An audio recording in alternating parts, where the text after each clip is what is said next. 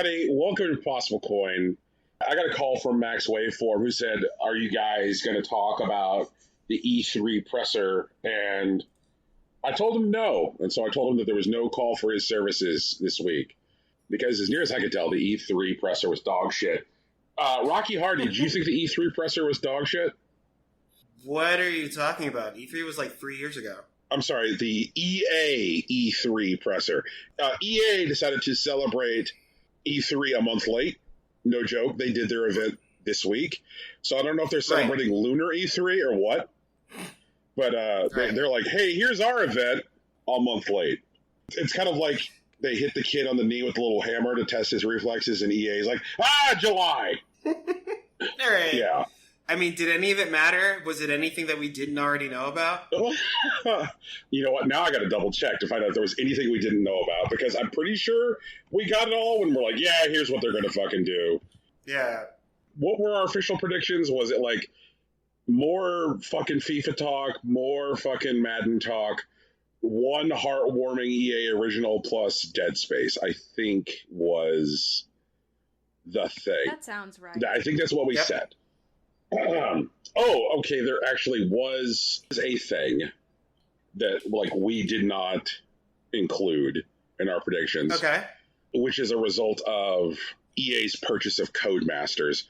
Do you remember that EA purchased Codemasters, Tegan Somerset? Sure. Okay. No, I don't. Okay, well that happened, and I believe that when it happened, because I'm an old man who's about to die, was the only person on record as being sad. I do remember that, yeah. I think we were like, we're sad for you, but like, we don't understand. Right. I think it was like a 20-minute rant about like why the history of Codemasters is good. Mm-hmm. Yeah, that sounds right. Yeah. And then 10 minutes of like, what do you guys think? I don't even know what Codemasters is, guy. Okay. Hate to tell you. So things that they did was they announced the release date of an upcoming heartwarming EA original. Not a new heartwarming EA original. They're like, Lost in Random is coming out in September. Which is fine, because like so many of the EA originals that they've released before, like I think I actually do want to play Lost in Random. Mm-hmm. And then they were like, please check out our sports games. And they announced that, I guess the thing that we didn't see coming was this thing which might as well be called like Battlefield Jukebox, where you could like mix and match features from like 4 different Battlefield games. And you can be like, hey, do you want to like run a 64-player game where 3/4 of the players like have access to weapons and tools from Battlefield 1942, but then like 1/4 of the players have access to weapons for Battlefield 2042? Mm-hmm. And so like it also seems to be like pretty infinitely customizable and stupid. That too. I feel like it's one of those things that like the people that play a lot of Battlefield will enjoy, so I'm happy for them. But again, I don't care. Yeah. I mean, I guess the thing that they're like, and by the way, access to this multiplayer arena will be free. I'm like, oh, so you mean it's going to have like fuckboy microtransactions in it? And so like anything that sounds cool immediately becomes less cool if like I realize it's going to be built on the back of fuckboy microtransactions. So I get that. You know, like I love me some fuckboy microtransactions. They always get me. It's true, Tegan. We do know this about you. Usually your fuckboy microtransactions are like, please look at this little princess dress, but it has pink bat wings and it's only available for 2 days and costs $80. Shut the fuck up. You know what? Shut the hell up. I still haven't downloaded Love Nikki Shining, even though I have sent Rocky the free costume codes, okay? I'm doing my due diligence. I did get the costume code. I redeemed it. I don't remember what it was for. I haven't gotten through the tutorial yet. Like, I think I'm on, like, chapter 6 of, like, part 1 or whatever. We have business to do. We'll come back to Nikki. Okay, and then they announced the new the remake of Dead Space, like we predicted. Right. It's not a hard reboot. It's also not a remaster. It is a remake. Which like I got I was puzzled by like wide reactions to it both on Twitter and in the media, which were like, "Holy shit, this looks good!" I'm like, "Yeah, it's Dead Space, you fucking idiots!" Like, Dead Space was good, you dumbass. right? Yeah. Why are you surprised? And it's like, "Oh, I can't believe it looks great." I'm like, "Oh, you mean taking a game from 2 console generations ago and then like fucking remaking it with current tools? Like, why is it?" God, I hate people so much. But the one thing from go ahead. I'm surprised at how stupid people are. Like, still, they continue to shock me. Like the same thing like puzzled me like when like the Demon's Souls remake was announced. People were like, Demon's Souls looks so good. I'm like, you idiots. Like, just you fucking fools. Like, you played Demon's Souls, right? Like, you played it the first time? Right. No, Demon's Souls was the game that a lot of people lied about playing. Yeah, I was going to say, Demon's Souls like, is the weird outlier where like a lot of people are like, yeah, I played it, and by played it, I mean watched 10 minutes of a YouTube video. Are you fucking kidding me? I've watched Alex play Demon's Souls like 4 times. Are you shitting me? Alex is different, though. But when did you watch him play it? On the PS5 or the PS3 97 years ago? Yeah, fair. We do have a copy on the PS3, though. We just don't have a PS3 to play it on anymore. Okay, so, I mean, that's what I'm saying, Tegan. But okay, Jesus, let me vanquish this EA topic. In the one thing that they announced, which we did not predict, which was a new Codemasters game, a new Codemasters racing game called Grid Legends, and like so many fucking Codemasters racing games, it in fact looks awesome. And so it just looks like EA did what companies do now, which is to just absorb a company that doesn't suck shit, and then just, I guess, feed it shit, crush its spirit over a period of years. So, shout outs to Codemasters. Glad you got at least one in you before you get destroyed. So the Impossible Coin family has asked me to open with, I guess, a Impossible Coin State of the Union. And, like, I sincerely don't know what that really fucking means, because, like, I feel like just talking about our numbers kind of speaks to stuff which I think is, like, internally interesting and pertinent, and not particularly stuff which, like, will get your respective organs engorged. But I guess the thing that I would want to say most is that Impossible Coin manages to, after 4.5 years, still be something that I am remarkably passionate about. And that finding a space to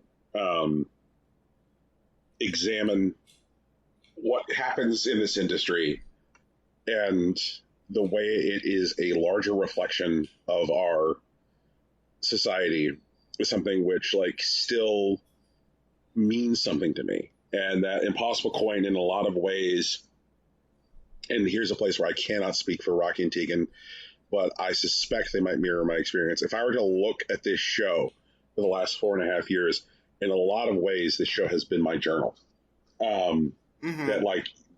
That my own personal experience has been,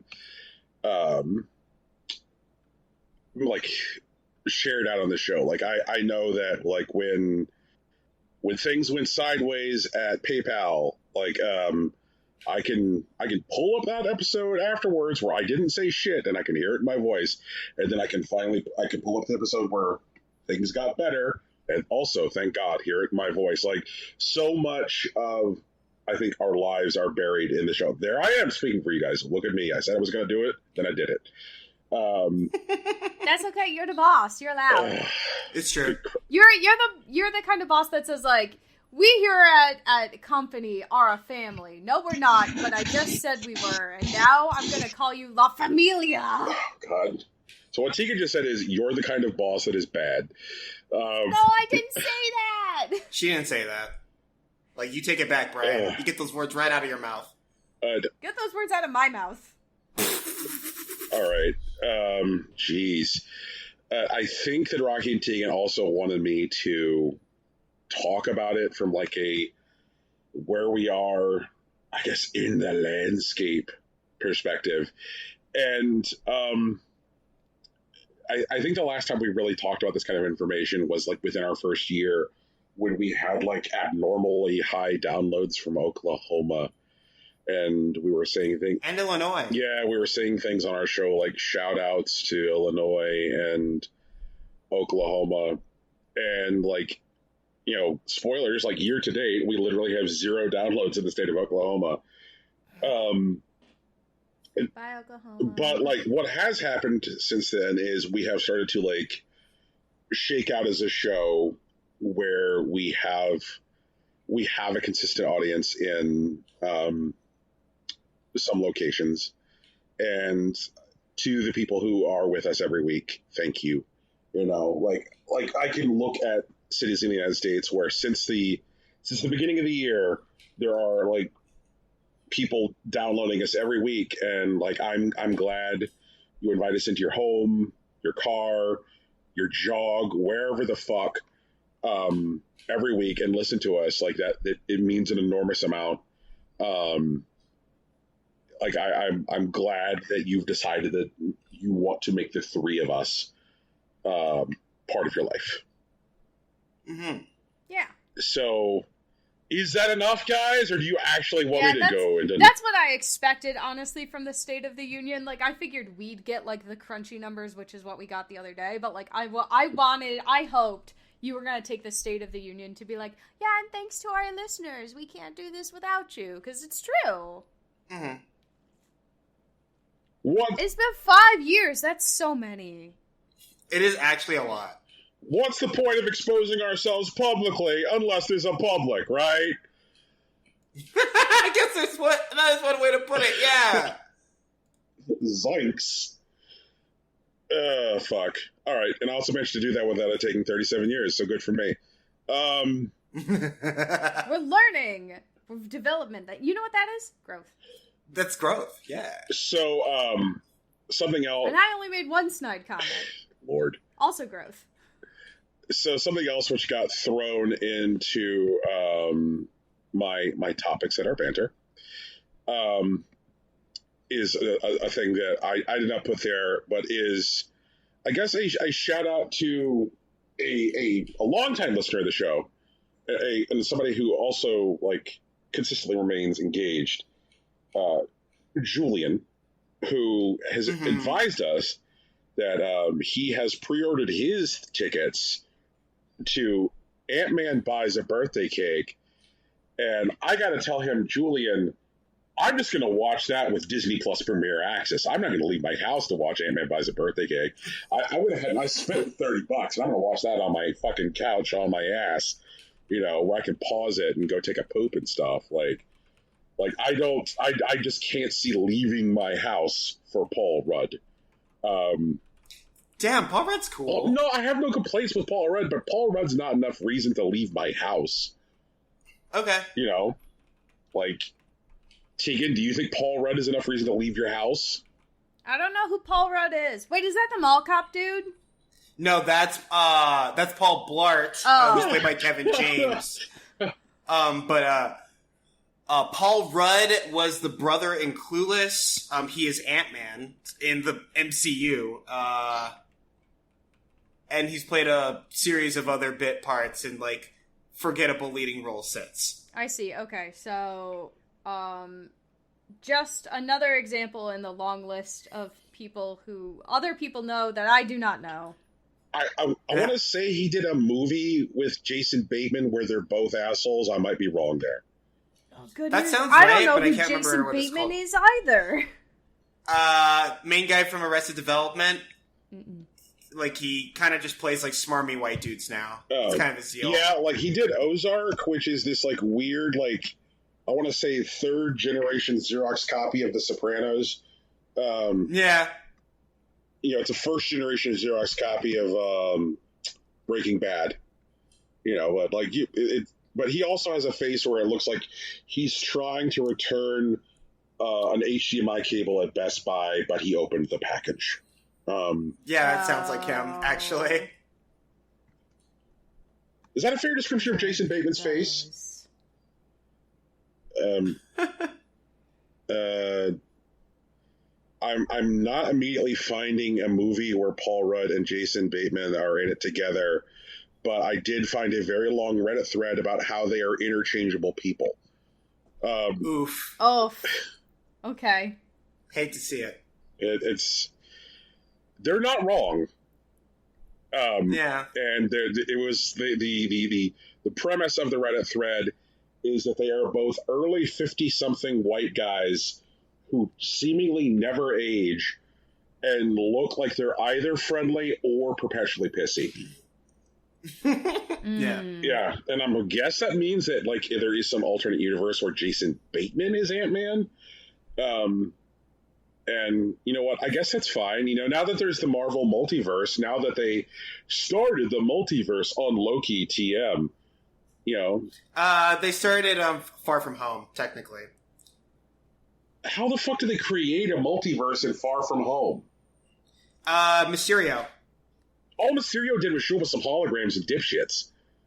I mean, yeah, but like they introduced the idea. Granted, it's probably not actually grounded in fact, but that was the introduction to the All right, idea. well, here's the part where I talk about like Marvel's graphs and fucking PowerPoint presentations.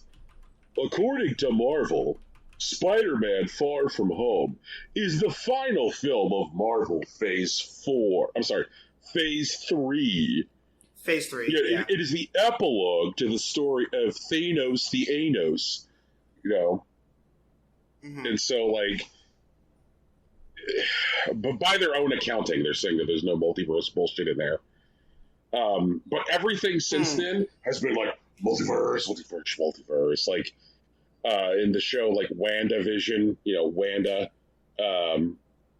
at the end of the show is like hiding in a cabin after she's tortured a whole town for 8 episodes, but we're still supposed to like her. And she like hears the cry of her sons that never existed because she heard another version of them from across the multiverse. That kind of garbage. I don't know why they put Julia Louis-Dreyfus in this shit now. That's a whole other complaint. Basically, fuck Marvel. I don't know. Like, I could do a whole podcast called Fuck Marvel, or Why Do We All Watch These Boring Movies? Let's All Promise to Stop.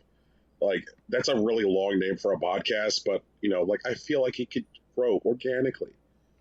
I feel like you would have to watch all the movies, though, so that you could make, like, really compelling arguments as to why you shouldn't. I'm willing to do that work so you don't have to. Okay. I will bear that cross. I appreciate your efforts. Like, those Marvel movies fucking suck. Like, there's so few of them that don't fucking suck. They're like, oh, God. Like, name 3 good Marvel movies.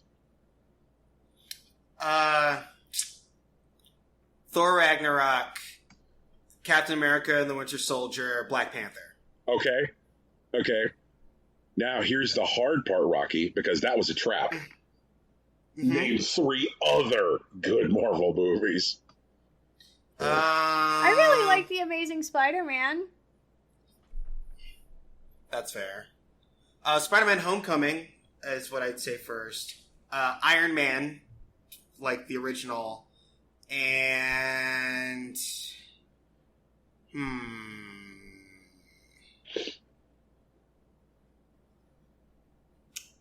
me see. Avengers wasn't a good movie. No, it's not. It's covered in the stink of Joss Whedon. Relax. Jesus. Oh, Guardians of the Galaxy. There we go. Ugh. So, like... I know I'm not supposed to like Joss Whedon, but I don't know who he is, and I think that's a better way of not liking Joss Whedon. That works for me. Yeah, it is effective. Like, the idea that, like, Joss Whedon isn't even dead to you, he just never existed to you, is... Thanks, Thanos the Anos. Like, that's good stuff. You know? Yeah, he just, like, exists. A lot of people complain about him, and I'm like, I don't... Like, if you pointed that man out in a crowd, I probably could not be like, yeah. You point at any generic white dude and be like, that's Joss Whedon. I'd be like, okay, good. It's just like, I do not know this man. Sorry to this man. Apologies to that man who wants to be known. I do not know him. Yeah, Joss Whedon is the human manifestation of 3 days of beard growth. Yeah, just... He's gross. So I guess there's other things which are here in my banter topic, and I guess I can talk about them. You can talk about whatever you want. Brian, it's your show. Yep, sure podcast. I hate when they do that. They know that. That's why we had you do the State of the Union. They even know that I hate when they do that. I know. It's fun.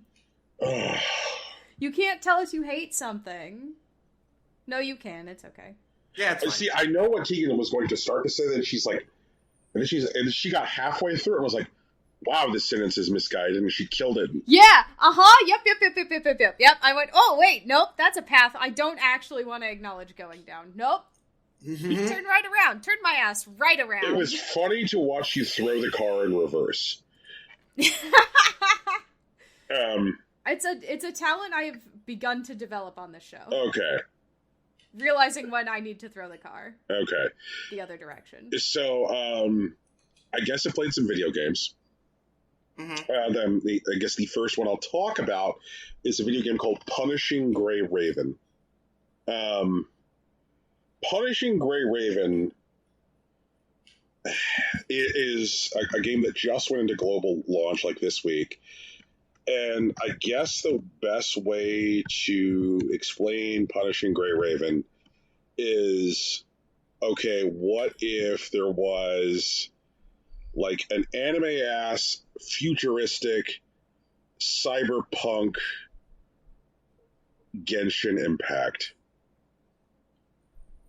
That's interesting. Okay. It's kind of the vibe they're going for. And they did their global launch on PC and mobile. So, I'm assuming that consoles can't be far behind. Being that like everywhere the Punishing Gray Raven is right now, it currently supports standard controller configurations. So like if you're playing this thing on your PC, you can play it with an Xbox or a PlayStation controller. If you're playing this thing on your phone, you can play with an Xbox or PlayStation controller. But like it definitely like flings you into a large open world with lots of like various quest threads and what I'll call like, I think treadmill quests would be a good way to describe it. It's very pretty. And like it's very obvious that there's like shit that they want me to spend money on, where they're like, hey, look at they're like, don't you want these like customer outfits, and don't you want these customers, like please look at like these, like here's a tier list. Do you want these better characters? Why don't you gacha pull for like better characters, so that way you've got better characters for your missions? And I'm like, I believe that I understand this to be the hellscape that like Rocky and Tegan have talked about with Genshin, where they're like either they're gacha pulling for characters themselves.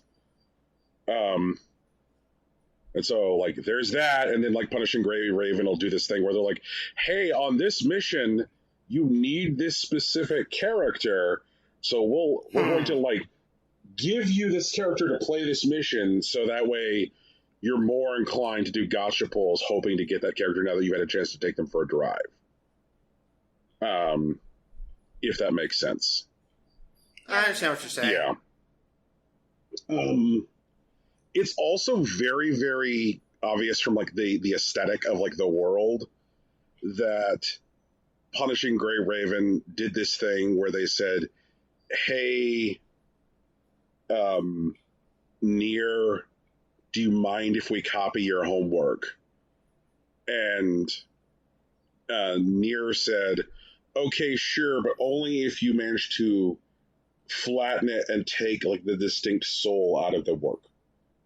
And then Punishing Gray Raven said, fine. So like there's definitely stuff about the way Punishing Gray Raven looks that looks very, very strongly influenced by the Nier series, but like I guess I want to say like it's like they don't get it, if that makes sense. Well, a lot of people don't get Nier. It's a very complicated game. Yeah. And like, I think it's very easy to. What? I think it's very easy to like not get near. You know. Wait, it's a complicated game. I think it is complicated. Like, Is it complicated? Do I just I don't watch think- too much anime? like maybe so. Like, I think like Okay. Nier particularly is dense. There is a lot going on. Mm. It does lean on a lot of tropes to say something specific, but like I feel like that's like required reading that like if you don't have, it makes it difficult to get into the game. Ah, okay. I gotcha. Oh, but these outfits are cool. Wait. I'm looking at it. It's very neat.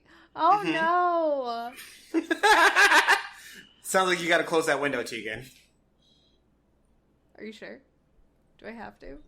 There are cute girls here, though. Oh shit! Here we go. Yeah. So this is a video game. Mm-hmm. Twin tail. And They have little demon horns. What are the demon horns for? it's like you to buy them, Tegan. Like that. If you want to know what they're for, that's what they're for. Uh-huh.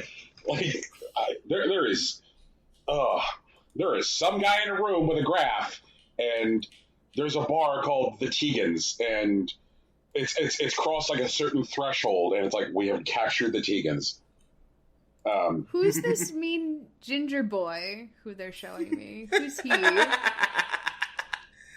Oh no! Look what you've done, Bren. I hope you like take responsibility.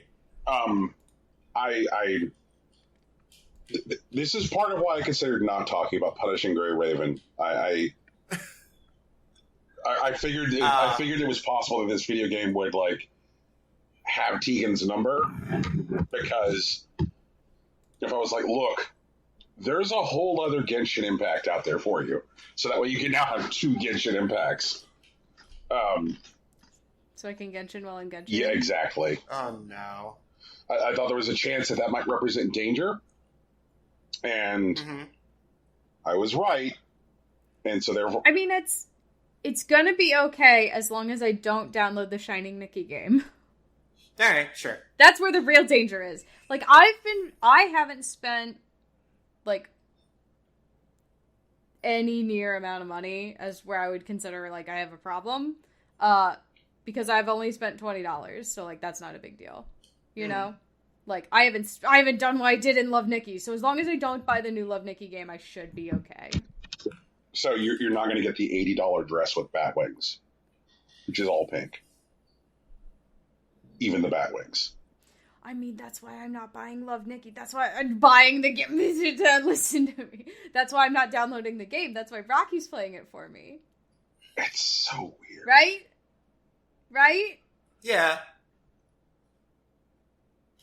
They're not weird. They're cute. No. I'm not saying that the fucking outfits are weird. I'm saying, like, that's why Rocky is playing it for me is a weird idea. I mean, yeah, but you know, Like, it's a protection thing. Rocky's participation in capitalism is my pornography. Oh no, I'm freemiuming this game. I'm not paying for shit. Rocky doesn't care. See, here's the difference: is Rocky doesn't care. Like, if I wanted to watch someone participate in capitalism, I would watch someone who does what I do and drop the billions of dollars on the game and, like, do that. And I would be like, yes, live vicariously. Like, those people who watch, card polls. You know what I'm talking about? Like, I would be doing that. But I'm not. I'm just like, Rocky, please play the game. Tell me if it's any good. And let me be like, did you get that pretty outfit? And then he could be like, no, because it was $20. And I'm not spending $20 on that stupid outfit, Tegan. And I'd be like, oh, but it's pretty. You know, if we're going to talk about people who do nothing but stream, polls, I feel like this is a good time to mention that there are people who speak for Amazon. Sure. And there are people who don't speak for Amazon. And that I am a person who does not speak for Amazon. And that's good to know. Or its subsidiaries. Or its subsidiaries, which include Twitch. And, geez, let me just say fuck those streams now that I've got that out of the way.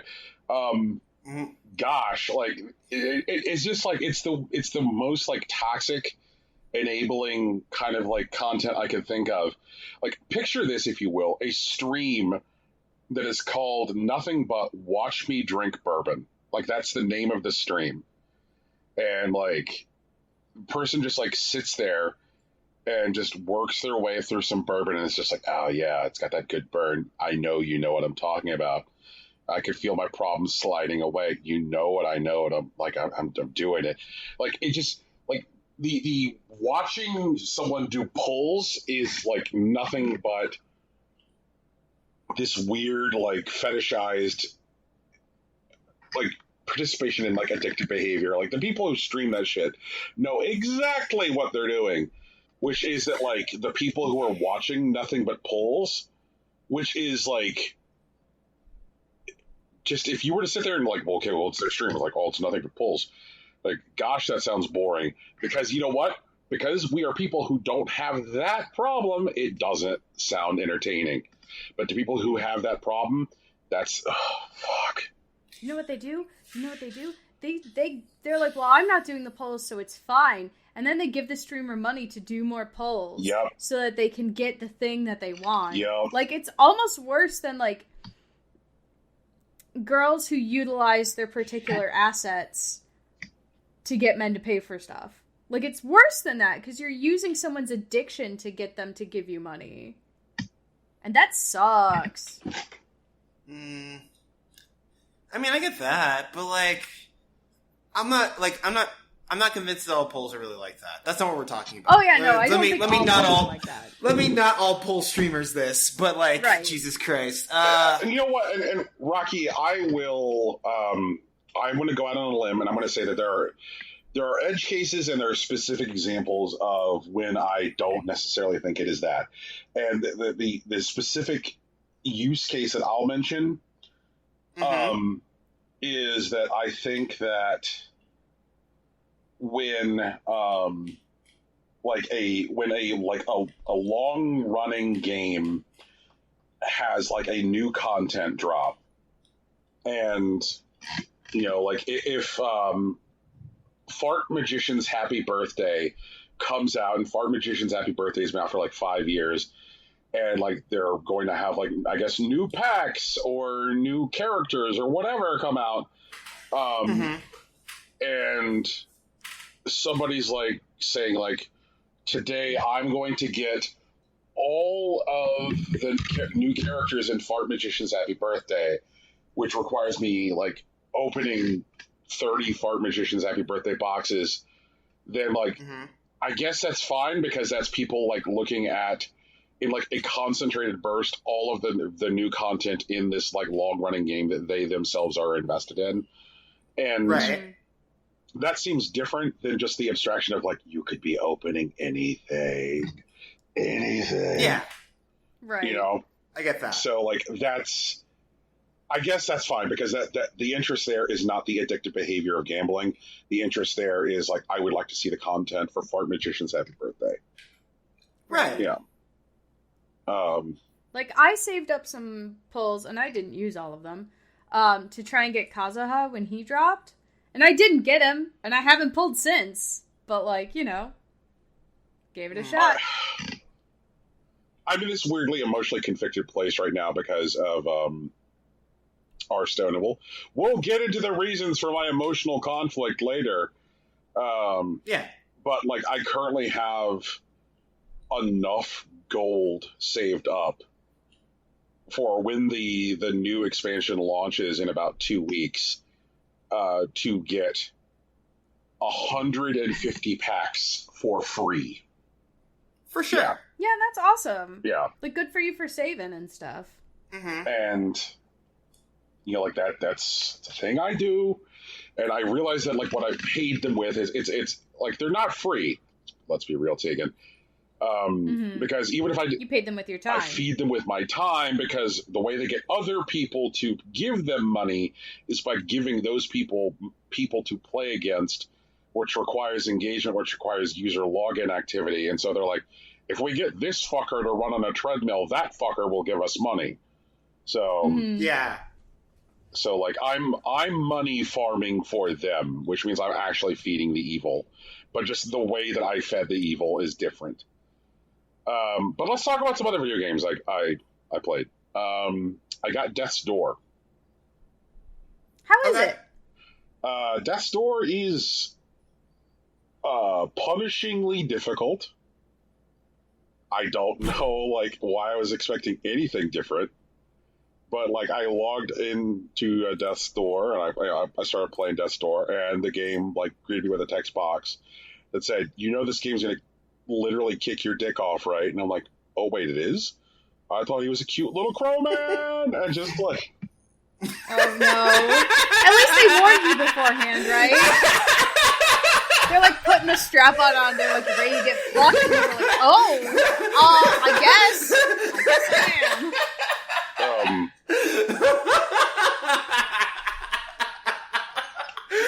Shelter, like, wait, what? Like, God damn it, Brian! Oh, I swear to God, why does this always happen to you? It continues to happen to him. It's really great. Oh my God. I mean, he is a cute little crow man. Like, yeah, you're not wrong. He's a cute sure. little crow man. Same thing in like Sultan Sanctuary or whatever. Like, it's like this kid, bro. Your dick off, bro. You gotta be ready. Rocky, you've done that thing where you laugh so hard you teleported to a different dimension. Oh shit. Okay, hold on. Give me 1 second. Do I sound normal again? Yes, you sound normal again. Okay, cool. Jesus. I love it when Rocky laughs so hard he teleports to another dimension. Oh fuck. Like that was OD. So my current adventure in Death's Door is currently called Try and Beat the First Boss. Sure. And it repeatedly knocks my dick off, and I then pick it up out of the dirt, and I then go back to attempt to beat the first boss again. Okay. The enemies that I encountered on my way to the first boss are what I would call, like, entirely perfunctory. Like, I was like, oh, look, hi, little enemy. And the little enemy was like, hi, Brian. And then I just killed it. And so I was like, oh, it's another little enemy. And it's like, hi, Brian. And I killed it. And I just kept on killing the little enemies with, like, zero pushback. Zero pushback. The enemies on the way to the first boss were just like, I might as well not even exist. And I just killed them. And I just fucking killed them. And then I arrived at the first boss. And the first boss was like, your life is a lie, kneel before me. And I'm just like, I'm a cute little crow man. You're like, I'm gonna kick your ass. And then it's like, oh no, you're gonna kick my ass. And it just looked at me and it's like, feel the way you feel when you look into an empty grave. And I'm just like, oh God. It's so... Oh no! Okay, no, go ahead. Come on, Brian. But it's a all right. So I guess other things. It's a beautiful game. It really, really is, and like the world building is astounding. Like the main hub world you enter, which is designed to look like this like bureaucratic place where like death and Death's various employees do death business is like is engaging and interesting, and it's like really cool to like run around to like all the various little desks where like people are rubber stamping death things, and so like that's cool. And this is one of those things where like I could have played this game for free on my Xbox. But you bought it on Switch? It's not on Switch yet. Oh, okay, then what is it? I bought this game on PC so that way I could play it in my bed. So I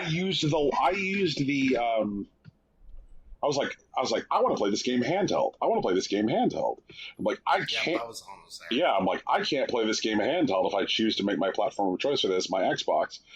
And so, like, that made me think more about the Steam Deck, I guess is what I'm saying. Is that, like, is that I chose to spend $20 instead of play this game for free because then I could play this game, like, curled up in bed. And, like, this is where, like, I've seen a whole bunch of, like, fucking goofy memes in the last week about the Steam Deck. In fact, I think Rocky even posted one. Which was, like a Game Gear, the PSP, and the Vita, like all looking at the Steam Deck, being like, "Oh, does he know he's about to die?" or something like that, and they're like, there is like a profound difference between those three things and the reasons for their various market failures, because like the reasons for the various market failures for those things are very, very different from each other. And the Steam Deck, like the Game Gear, you know what? This is why our show is 4 hours. Fuck it. I'm not going to talk about the reasons that those three things failed in the market. If you want to know why those three things failed individually in the market, write to us on any given social media network and say, "Yes, Brian, I would like for you to talk at length about why various handheld devices have failed." No. If you want to know why those three things failed on the market, I'm going to tell you what you're going to do. You're going to sub to our Patreon, and Brian will post a Patreon exclusive episode about the history of handhelds and why they fail on the market. Yeah, that sounds fair. Like the history of handhelds is fucking fascinating, and like the reasons for so many of the failures in the handheld space are inevitably some kind of perfect storm that just like lets Nintendo get by like unchallenged. But there are so many things in play with the Steam Deck that have never been in play before. I'm just saying. Anyway, that store, I bothered to... And you'll hear all about it on our Patreon exclusive episode. Mm-hmm. Yeah. Which will happen 10 days after Never, because we don't record nearly enough content for our Patreon. Anyway. That's not on me. Anyway. I spent $20 so that way I could play this game laying down. Sure. I also played a game called The Chameleon, which I think will also be great on Switch if it ever comes out there, because I also played it laying down. But the Chameleon is a stealth action game, and the reason I bought The Chameleon is one of those, like, community-sourced opinion things. Like, I hang out on Hitman Twitter. You know, like lots of people I follow on Twitter are prominent Hitman players, and lots of people who play Hitman were like, "Hey, I picked up the Chameleon. I'm playing the Chameleon," and I was like, "Well, what the fuck is the Chameleon?" And the Chameleon is this like stealth action game, which is designed in its aesthetic to look like what I'm going to call like a late generation PS1 game. So it's made to look like a PS1 game, and you're this dude who's kind of like crawling through this like bleak warehouse setting, and periodically, as you were like crawling through this warehouse setting, like to make your escape, you acquire like new powers. Like like the first power that you acquire is to the ability to like shape shift into one of the guards, and so that way like, you look like one of the guards. But using any of these abilities will like burn like a energy that you have. And you have to like find a resource to like replenish your energy, and also stuff like punching guards from behind takes the same energy as using your power, and it takes like a full 4 seconds to even just start like the natural replenishing of the energy itself. And so like there's lots of like timing your routes, which is familiar to Hitman players. And like it's designed to be like it's small space, like very, very unforgiving. What's interesting though is that like if you get seen, you're just straight up fucked. Like it is like it follows that model of stealth, which is like, are you seen? You're fucked. Like there's no way to get unfucked if you are seen. And so like get used to dying if you get seen at all. And the thing that is like an interesting balance to that is that every time you die and have to restart, any given guard that you took out on a previous run, or any given door that you managed to unlock, or any given security feature that you managed to disable, all of those things stay dead or open or turned off. Okay. Yeah, so like, so you instantly die if you get seen, but, and so like there's that, and so like that makes like the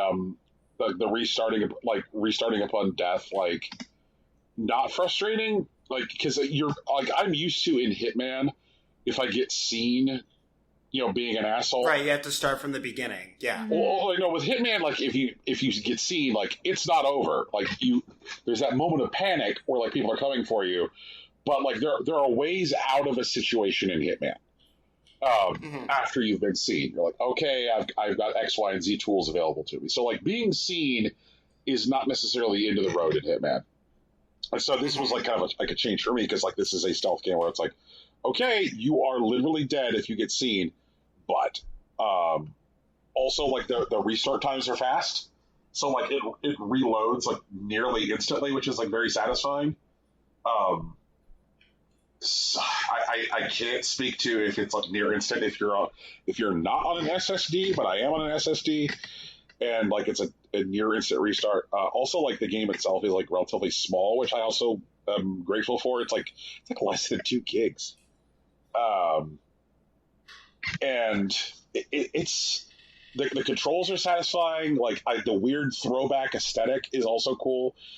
It kind of like follows like what I'll call like Shovel Knight's rules, where like Shovel Knight's like aesthetic was like, well, our aesthetic is 8-bit, except for when what we want to do isn't possible in 8-bit, and then it's just whatever we want. And so like, I would call like Shovel Knight's aesthetic like 8-bit-ish.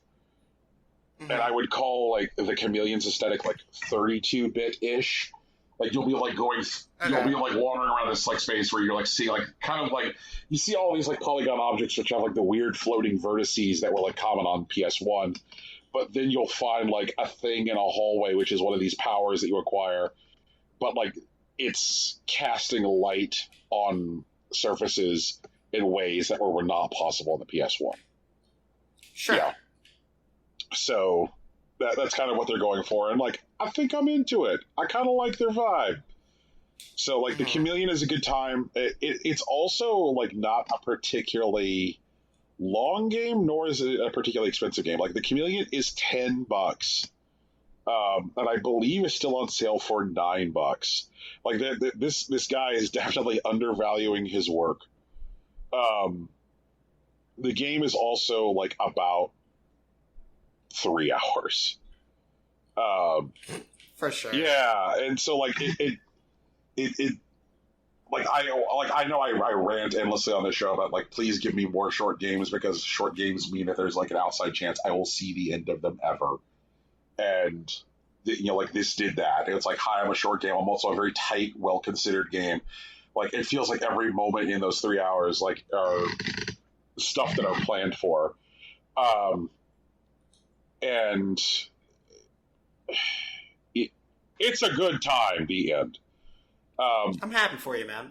Also, finally got the PS5 set up.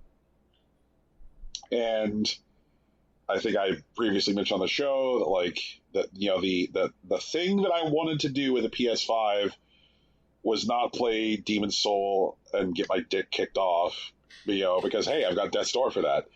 And not to play Returnal and get my dick kicked off by a game whose reviews read, this game is fun, but kind of broken in fundamental ways, but hey, it's, I guess, hard. I wanted to play Astro's Playroom because, like, I because of the things I had read, and you want to see the fun developer stuff. Yeah, and oh my gosh, like, is it everything you hoped and dreamed? It is everything I hoped and dreamed. Like, Tegan, the first time in this game, that like they just like set you loose and you're like the little robot, your little Astro, and you just start running, and you can feel his footsteps in your hand. Like you could feel one foot moving. Oh, that's cute. You could feel him move, like and like you remember how when Nintendo like did their fucking presentation for the Switch at the beginning of 2017, and they're like, ice cubes! And like this was before the launch, and they're like, you can guess how many ice cubes are in the thing. And yeah, and we were all like, you can what? And then we got it, and then like was I the only one who got suckered into buying 3-2-1 Switch? No, I also bought 3-2-1 Switch. And I think it was 1-2 Switch. Whatever. Like yeah, it was 1-2 Switch. Like I didn't want to correct Brian. No, if Brian's wrong, correct Brian. Brian was wrong. It's 1-2 true. Switch. All right, so 1-2 Switch, and they were like, yank the cow's tit, guess the ice cubes, whatever. And then my experience was when I got that game, I was like, I don't know what you guys are fucking talking about. I don't feel no ice cubes, and I really. Oh, we had very different experiences. Okay, so I guess what I'm saying is that like the precision and the specificity of what is happening in the DualSense controller is eons above what happens in the Joy-Con. I believe it. It's fucking well. I mean, it also makes sense that like that was tech that was obviously in development for a early 2017 launch, and here we are several years later. And if somebody wanted to develop in that direction, it makes sense that this would be better tech. Like it is nuts how good this feels. Like very early in, so like each of the worlds in Astro's Playroom. Like, Astro is, like, playing through various worlds, which are designed based on the different hardware features of the PS5. He's exploring his PS5. That's cute. Yes, and so, like, the first world is based on, like, the cooling solutions for the PS5, like the fans and stuff, and so it's cooling springs. And, so at one point, like, he's on a beach, and he's running into the building, which like provides like the lion's share of the play in cooling springs. And to do this, he needs to like run past like the heavy wind from the fans of the PS5, and like I could feel the direction of the wind, and I could feel the resistance against Astro, but I could also distinctly within all of that feel how it affects his footsteps. And that's neat. Yeah, and the way that it supplements at every step the audio in the game with the speaker on the controller, like it basically like treats the controller like a sound bar. So it's like, okay, it's like we can do positional audio stuff with the controller. And, like, that was something which, like, even though the PS4 controller had a speaker on it, just didn't really exist within games. Like, I remember playing Transistor, and Transistor, like, was like, let's put the audio for the talking sword in the controller, because that makes sense. But, like, other games and other developers never really used it at all. And the PS5 has, like, again, a significantly better controller, and a significantly better speaker within that controller. And so to hear stuff like sound passing from left to right and forward to back in just the controller, or to hear stuff like sound roll forward from the controller into my TV speakers, is just wild. Like, yeah, and it's also very obvious that, like, one of the things that they want to do with Astro's Playroom is to use each world of the game to show off different things that the controller can do. Like there was a point where they're like, hey, did you know that the DualSense controller got really precise and really good motion control in it? And I was like, no shit.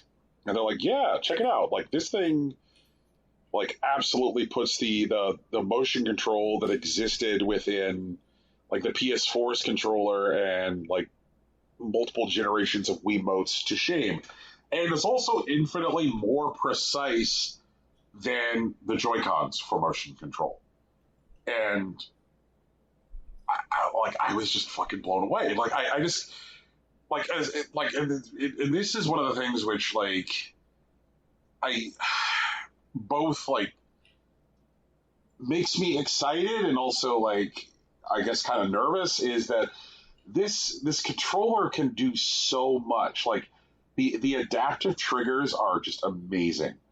Like I love the idea that the triggers are designed as these like capacitive things that are designed to like have the pressure based on input from the game. Like Astro encountered these little things and that he needed to press down to advance in order to open a door, and the different things that he had to press had different amounts of resistance on them. So when I was using the triggers, they required different amounts of pressure. And it's like, this is so cool. And it occurs to me that because the Xbox controller does not reflect all of these features, that if somebody is out there designing a multi-platform game, that the path of least resistance and the path of highest profit is to use none of these features.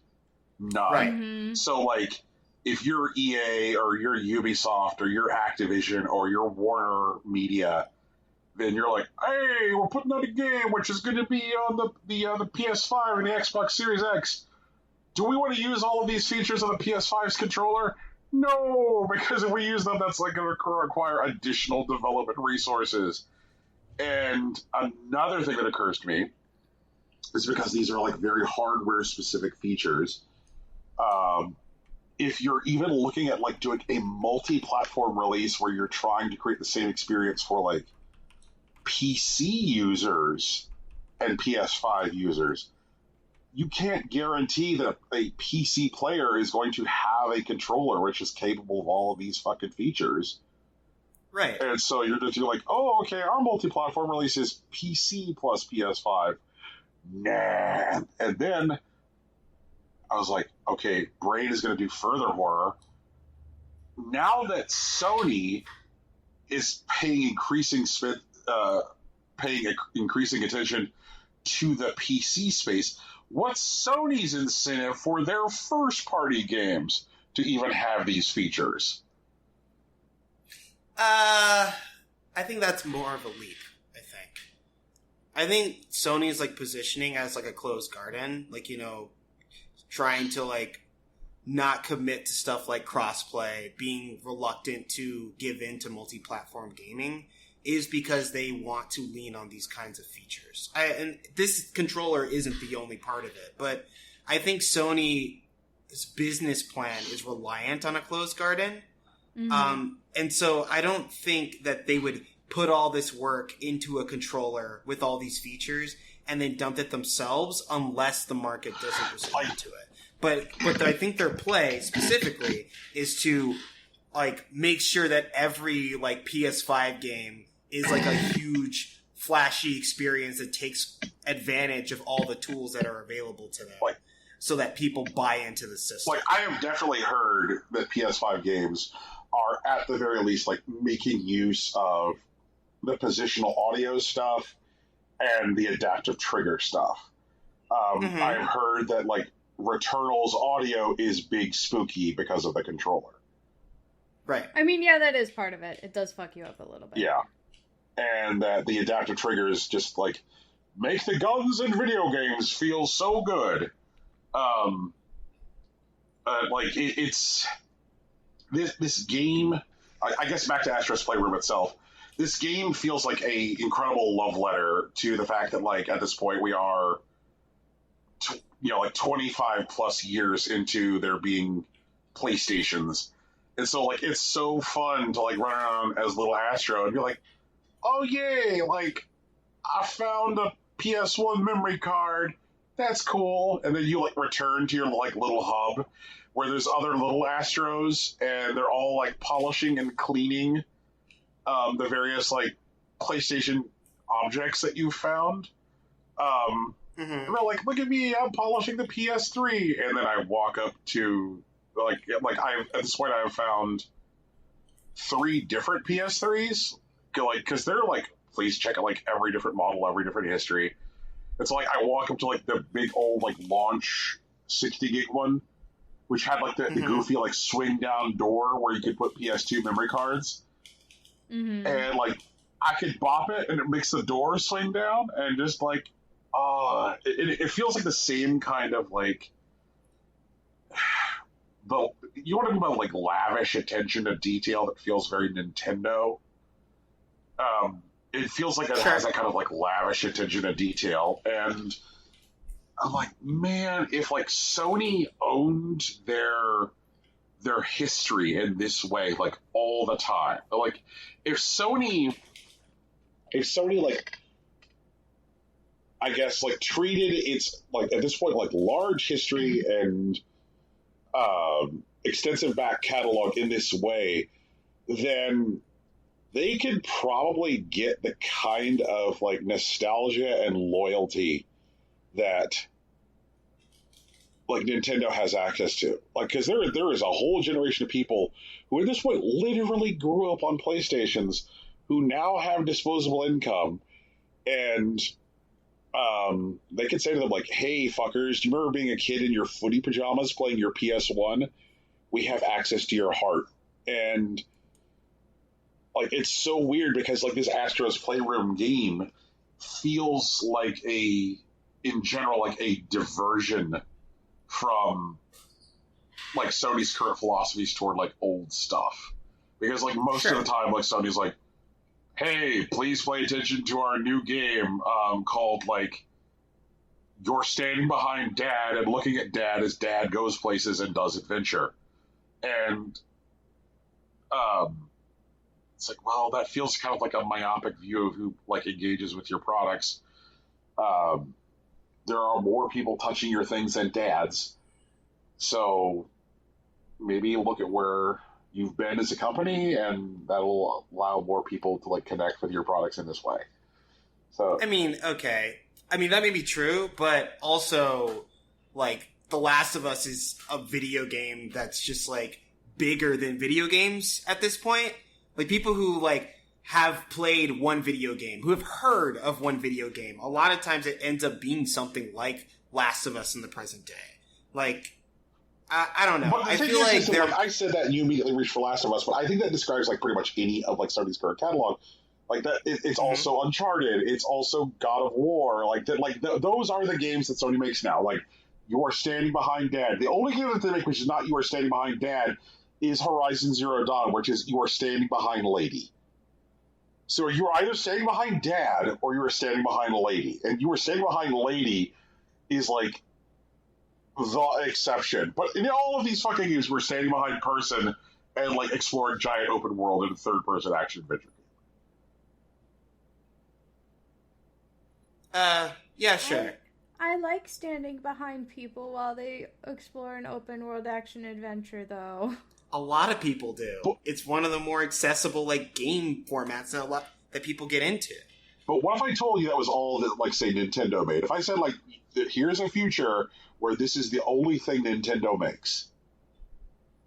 I mean, that's The Legend of Zelda. Do you mean they're only going to make The Legend of Zelda? I will play 1,000 Legend of Zelda games. There's a lot of those that Nintendo makes. Like, in reality, like, there's Mario, there's Zelda. Like, I mean, even... Oh, shit. What am I thinking of? The first open world Mario game came out this year, so that's a strong claim to say that that's what Mario is. Okay, open world maybe, but like if you think of like their discrete levels in like Super Mario Sunshine, Super Mario Galaxy, like they work the same way. They're not true open world, sure, like you have to like go into a thing to enter a world or whatever, but it's a third person adventure game. Being thrown on a map with collectibles in an open world is like like, there is a big difference between, like, say, Mario 64 and Assassin's Creed. Sure, yeah, no argument.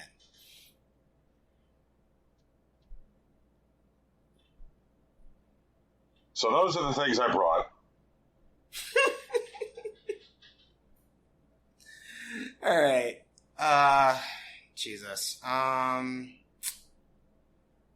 Tegan, you want to go next? You want me to go next? I don't care. Jesus Christ, people. This is Whatever, radio. whatever.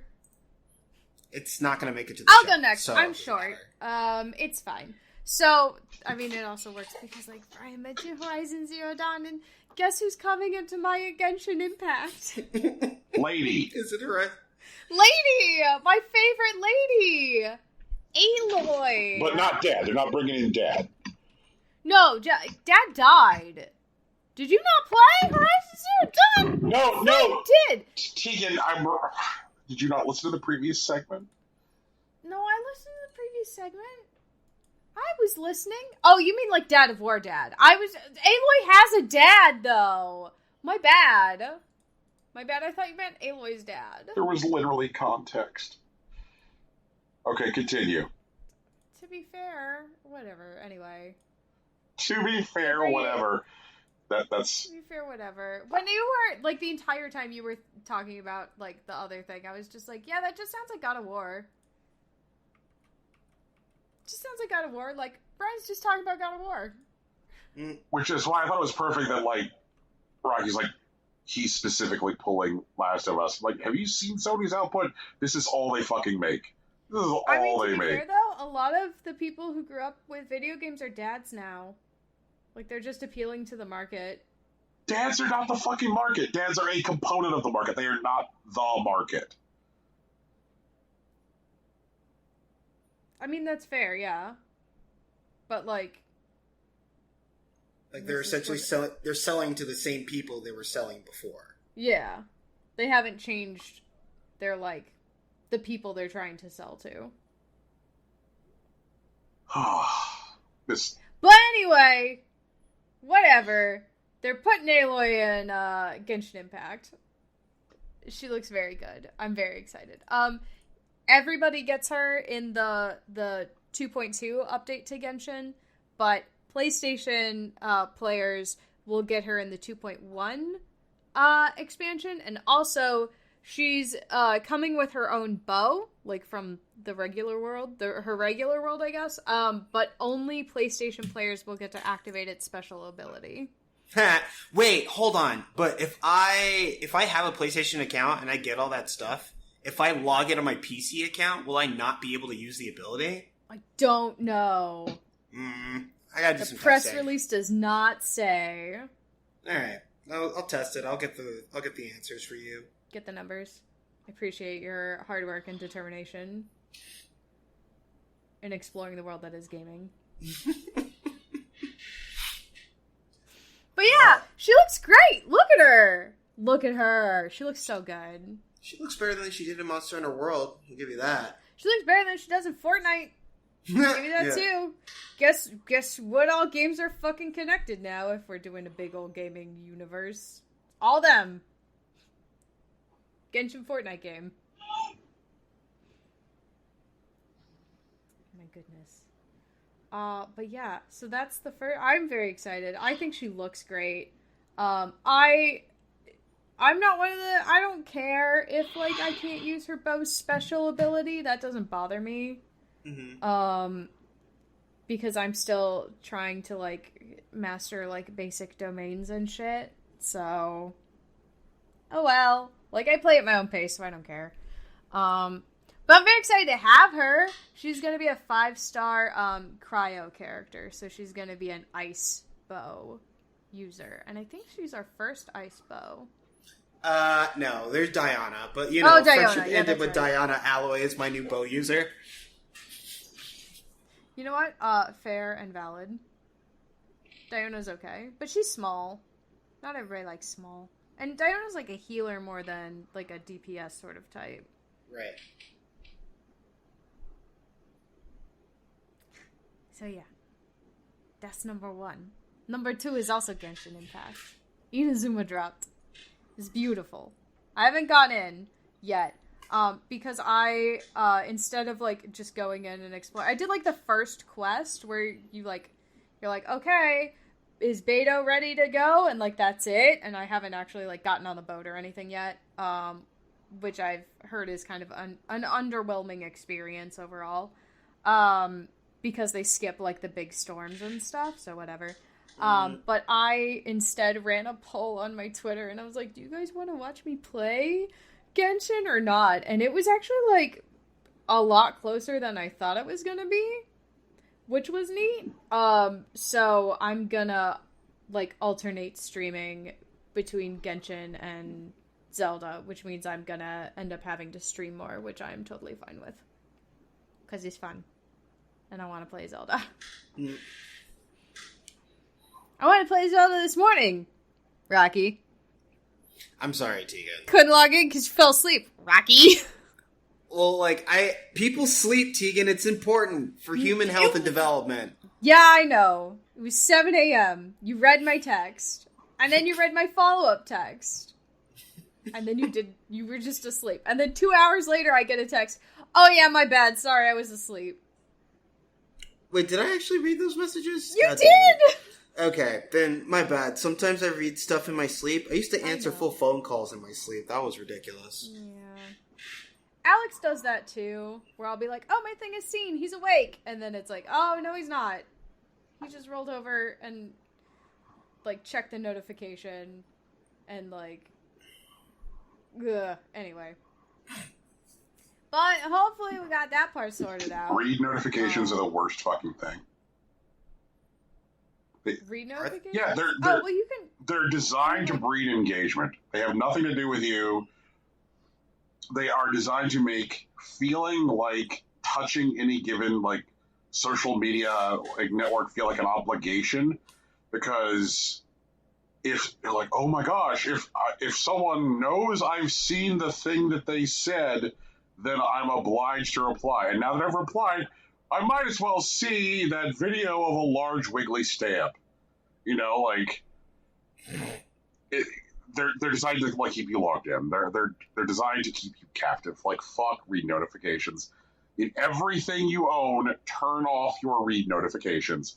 Do not let people know if you saw the thing. It's garbage. This is not useful if you are 3 people in different states who are running a podcast, though. No, read notifications do nothing to facilitate the production of this show. Nothing. Okay. Okay. We'll disagree on that. Like, guys, yeah, like, I will not be swayed here, but also, I don't need to be swayed. I'm not arguing with you. So it's fine, whatever. Ugh.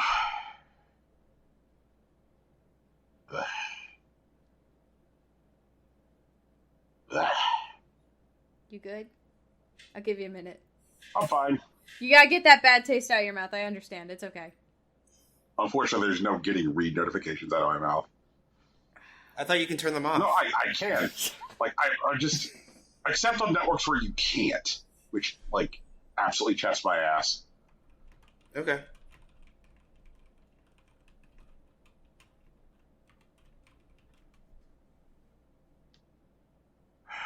So anyway, Inazuma dropped, and I'm going to stream it as soon as I'm able to. I'm probably going to start streaming after we're done recording, because I wanted to stream this morning because I wanted to play Legend of Zelda. And I can't play Legend of Zelda because I can't make any progress because I'm streaming it. Anyway, I'm going to play more Zelda today. For sure. Check me out.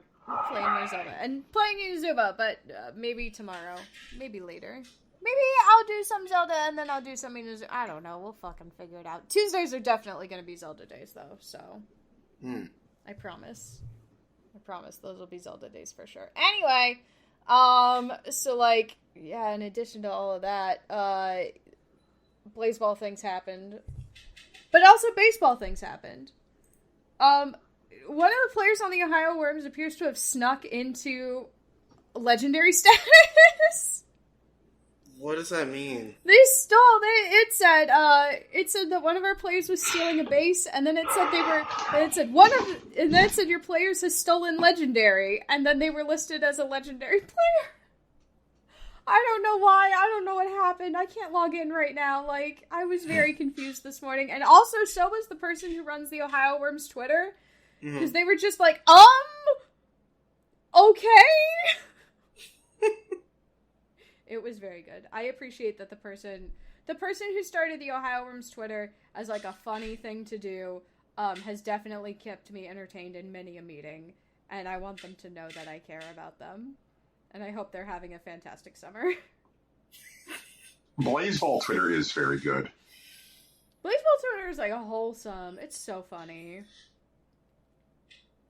Everyone there is a riot. Nobody has any idea what's going on. Whoever does the designs for the millennials is great. They're so good. All the fan art on the millennials are great. Oh, but that's not here nor there.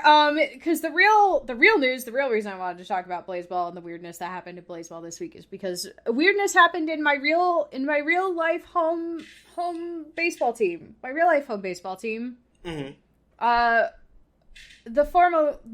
Formerly known as the Cleveland Indians, we have gotten a new name. What's the name? The new name, we are now, drumroll please, the Guardians. Alright. Because, and I included a picture in the show doc, we have gods, and they are the Guardians of Transportation.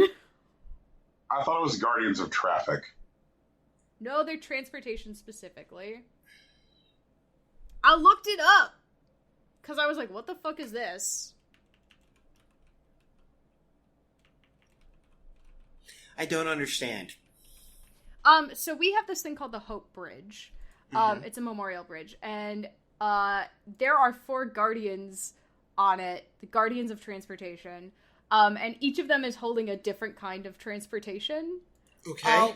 So there's, like, different wagons. There's, like, stagecoach, like, a covered wagon, a car, coal trucks, and gas trucks on this thing.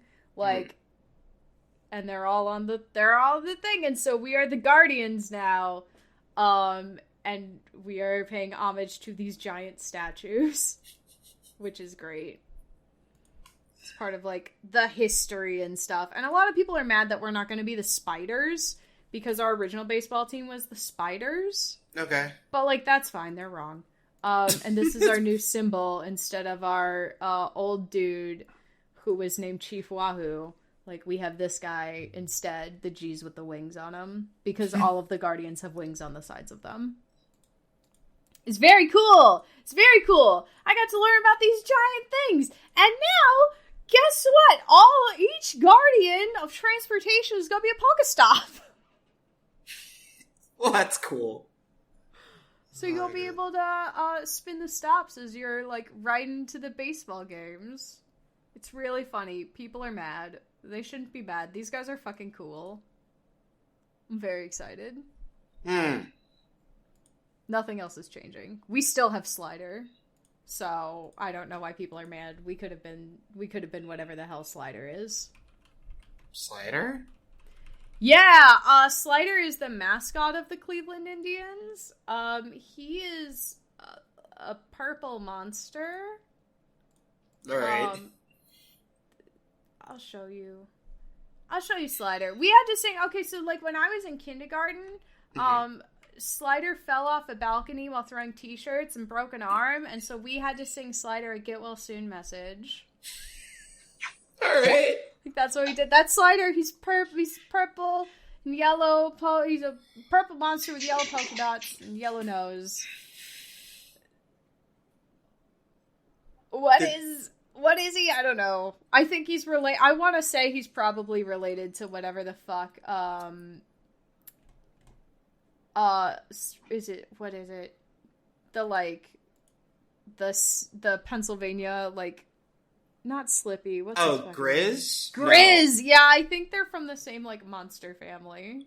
Wait, Brian, is it Grizz? What's the name of that dude? I don't know what dude What is this fucking Grizz?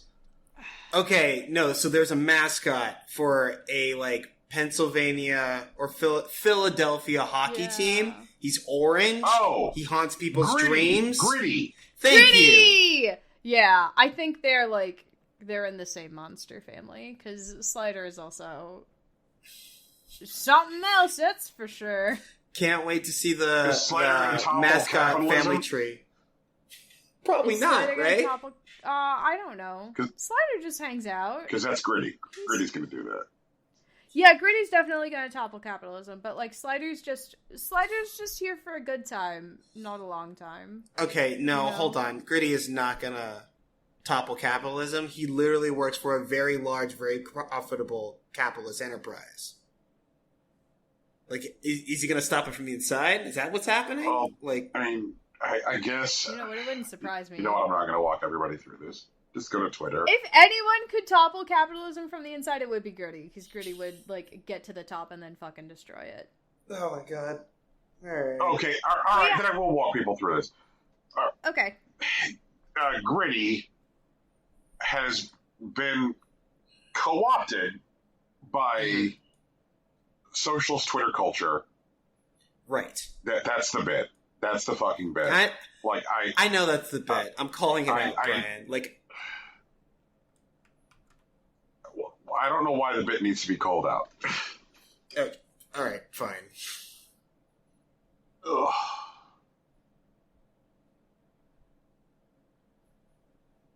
So yeah, no baseball team in real life. Is it the Cleveland Guardians? Yeah. Okay. Mm-hmm.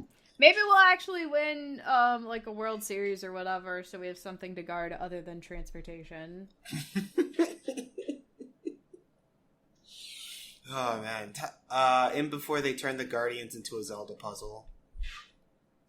Dude, I would solve that puzzle in no time. Oh my god! I'm a Zelda pro. Can't. All right. So I do have a little business I want to talk about. Thanks to viewers like you, our Twitch is now eligible for affiliate. We have secured 50 followers. Even though we cheated a little, we're not going to talk about how. We did? Yeah, of course we did. Oh. It was your idea. You brought it up. What do we do? Never mind. It's fine. What did I bring up doing? I don't remember. Since I don't remember, I can't be held liable if they find out. I don't know what I did. Anyhow, we're eligible for affiliate, but we're not going to do any of the affiliate shit yet, so don't worry too much about getting ready to sub to Impossible Coin on Twitch or collecting your bits and whatnot. We are taking a bit of time to plan some programming and put together something that is a bit more interactive rather than just saying, hey, we're affiliate now, give us money. So we're gonna put that together for you guys, so don't worry too much if the Twitch doesn't change too much all at once. We do have a plan. It'll show up later. Yeah.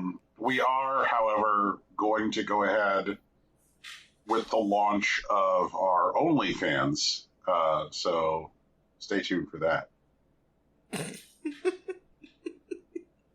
Yeah, I think Hardbody is covering himself in baby oil as we speak. Disgusting. I'm so glad that he's, getting into it, though.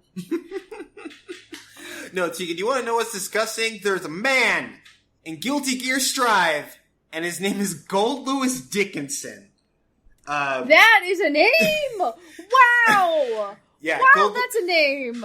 Tegan, Gold Lewis Dickinson is the Secretary of Absolute Defense. Sure he is. He is also been proven to be stronger than the entire Secret Service combined. And so he not only protects the president on his own, he is also an active duty serviceman and single-handedly fights the wars. What the fuck? Yeah. He is a large, tall, big and tall, heavy-set man with a voluminous blonde beard. He fights with a coffin that's attached to a chain that may or may not have an alien from Area 51 inside of it. What? Yes. Gold Lewis Dickinson is fucking legit. He's super wild, but I think the best part for me personally is that he has a move. Fuck, I already forgot the name of the move, but it's a move that's a half-turn input. Which half-turn, do you ask? All the half-turns. If you half-turn and press heavy slash with any of the buttons, they all have a unique animation, and it's essentially a unique move. So if you want to do half-turn top to bottom, front to back, back to forward, we got it all here for you. Fucking Gold Lewis Dickinson is absolutely insane. And I can't wait till he goes live. Oh my goodness. Have you seen this dude, Brian? Have you seen this man? I have not Gold seen Lewis this Dickinson. man. Can you click on the link? It links directly to his player trailer. It's so nuts, bro. Like, he fights the wars. Just him. They just drop him out of a plane. And he's just going, I guess, with his fucking coffin and shit, bro. Oh my god. Gold Lewis Dickinson is so fucking bananas. This is crazy. Yeah, it's exactly what Guilty Gear actually needed. Like,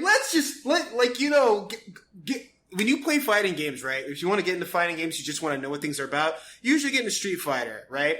If you want to look at some titties or whatever, you get into Dead or Alive, or maybe in Virtua Fighter. But if you just want to go ape shit, you pick up Guilty Gear, all right, and then you say thank you to Daisuke. And I'm like, oh my god, this fucking game. So anyways, Guilty Gear Strive continues to prove insane. Does anyone have any thoughts, comments, concerns? I should spend more time playing this video game. I have concerns. Fucking God, I knew it. Tegan, talk to me. Let's go. How much more insane is it gonna be? Tegan? What do you mean I can play a character who's only half turns? Am I gonna play a character now where, like, every B move is a slightly different B move?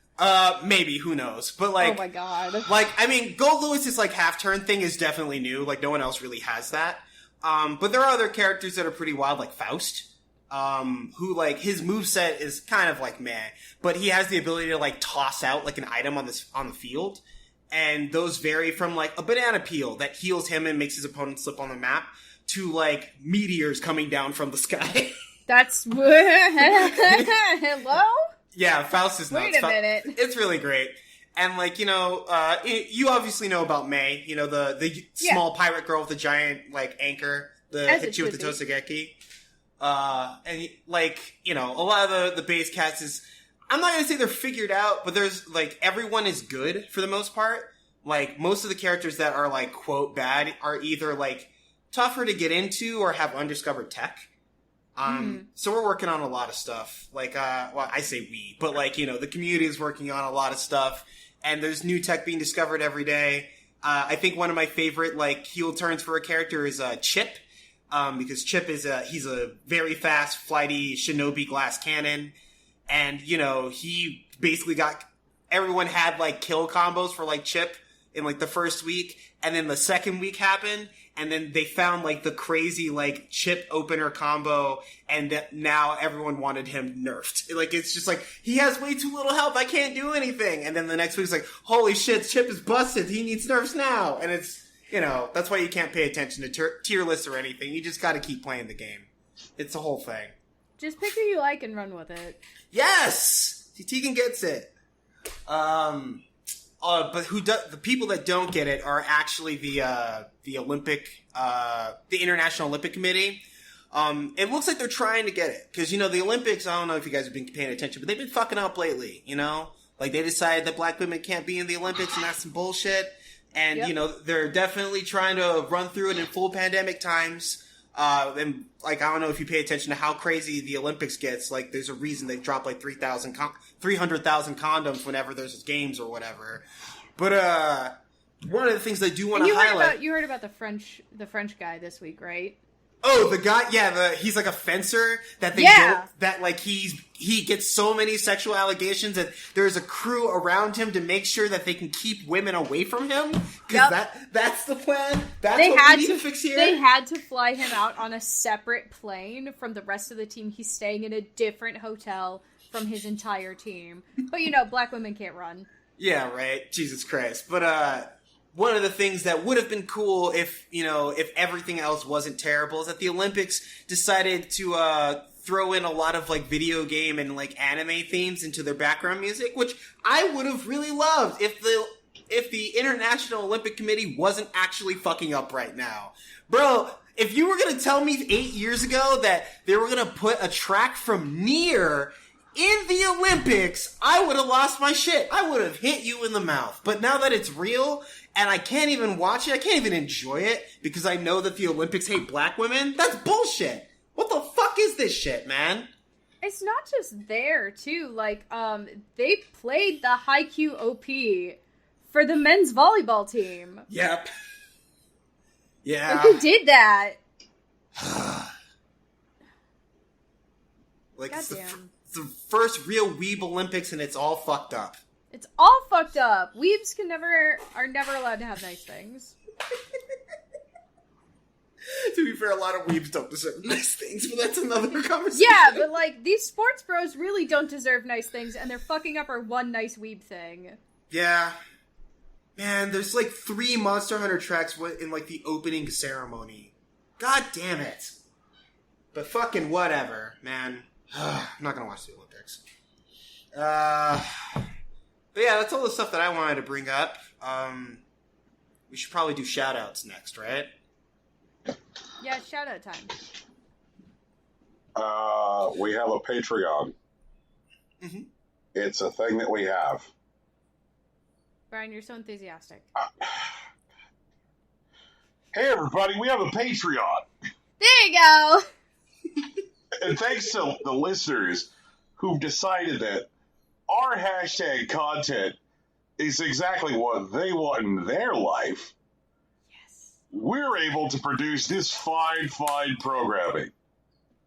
Thanks to listeners like Tuan Castillo, Oscar Garcia, Big Sach, Joe Spiro, Joseph Mata, and Sighard Albrecht, a.k.a. the premier waifuologist, Sig. Got it in one. Yeah! Yep. Great job. Yep. We appreciate your continued support through our crazy, crazy years. Especially, the last 2. Yeah. What the fuck's been going on? Thanks for sticking with us. Our show is just about solvent, and it's honestly just because of you guys. We hope to repay your investment and bring you more content that you enjoy. We are currently at brass tacks only losing $1 a month. Yeah. Yay! That's an actual thing. I'm not even being facetious there. Nope. Like, I've seen the numbers. It's definitely what's going on. Oh, wow. It's better than we were before. That's true. True enough. We appreciate it. I'll tell you who's not better than they were before. Mm. The video game industry. Oh, yeah, we know. Wait, better than we were before? You know what? Not worth arguing. Go on. I don't even know anymore. It's okay, we'll get there. Mm-hmm. Okay, so video games were a mistake. Video games are bad. Yes. And I don't know. I look out upon our news this week, and I'm just like, what the fuck is wrong with these people?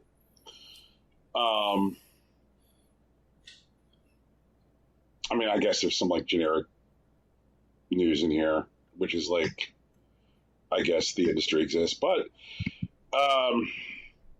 let's, I guess, open with talking about Ubisoft, which somehow manages to not be the messiest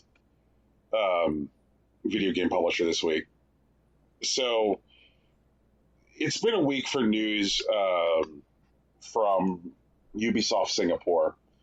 So first, the first thing that broke was Kotaku published a deep dive about the ongoing Heart of Darkness, which is the development of Skull and Bones at Ubisoft, a video game which has now been in development for 8 years. Yeah, that's right, 8 years. It's a lot of years. This game started development on the Xbox 360 and PS3 as an expansion for Assassin's Creed 4 Black Flag. And what has happened is, at several points, it revised, it changed shape, it got bigger. It kept on getting bigger. At first, internally, they were it'll be called Black Flag Infinite. It'll just be an MMO of the pirate stuff from Assassin's Creed 4. And then they're okay, now it needs to be a generic pirate IP, and so it'll be Skull and Bones. And then 4 years into development of this fucking video game, they showed it at E3 2017, and it then fell off the face of the earth. So since 2017, Skull and Bones has had four projected release dates. It was supposed to first be late 2018, then 2019, then March 2020. I'm sorry, they've had 4 missed windows. And then, here's one that hasn't even happened yet, but they missed it. Then March 2022, but they're fuck it, that's not happening.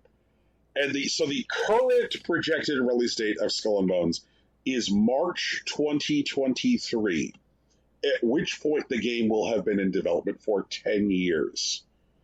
Oof. So yeah, that's rough. Apparently, the current thinking within Ubisoft at the executive level is the game is, quote, too big to fail. Oh, fun. We've heard that before. It's my favorite phrase. Shout-outs to Chase Bank. Shout-outs to Bank of America. Shout-outs to anything too big. Shout-outs to American Airlines. Jesus Christ. Shout-outs to Singular Wireless. Singular. Just Jesus fucking Christ. Also, multiple internal developers from the studio leading production, which is Ubisoft Singapore, told Kotaku, quote, they have no idea what the fuck they're doing. This is not Brian, embellishing that quote.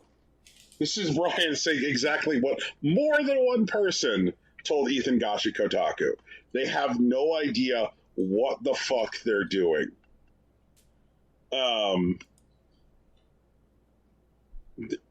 Kotaku managed to get 20 people to talk about working on this game.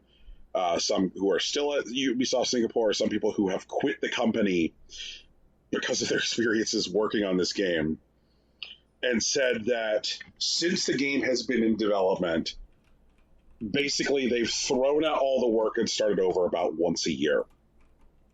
Rough. That it has these annual refreshes where people get brought on to lead the project, and part of taking over the project has been to throw out everything before they were the leader. Neat. Yeah. Which is some really standard corporate dog shit to come in and be okay, everything that's not me is bad. cost overruns on the game are already up to 120 million. Not budget, overrun. And one dev who's still at Ubisoft, speaking on the condition of anonymity, says, no one just wants to admit that they fucked up. And so, like, right. Man, like, at this point I want to say, like, hey, do you guys think this video game is ever coming out? Yeah, I think it will, and it's just going to be, like, a middling disaster, like Duke Nukem Forever. Oh. I could see it. I would like it to come out and it have a No Man's Sky story, but it's not. It's not going to be that. People are going to hope that it's that, and it's not. People are comparing the trajectory of the game to Anthem, which came out and was a broken, terrible nightmare that no one liked. And because it was a live service game, EA retiring support of Anthem meant, surprise, you all just spent $60 on something which is no longer a video game. Yeah. There's also been, like, internal conversation around the fact that, like, because Ubisoft has pivoted to more live services games as part of their business model, that there is less of what made Skull and Bones important to Ubisoft's portfolio in play. When Skull and Bones was announced, it was the live services game in their portfolio, and now there is Assassin's Creed Infinity, Ghost Recon Phantoms, and Riders Republic are all live services games. So, right. the reason they had so much hanging on Skull and Bones was it was the live services game. It is now a live services game. So, yeah. Man, oh man. Like,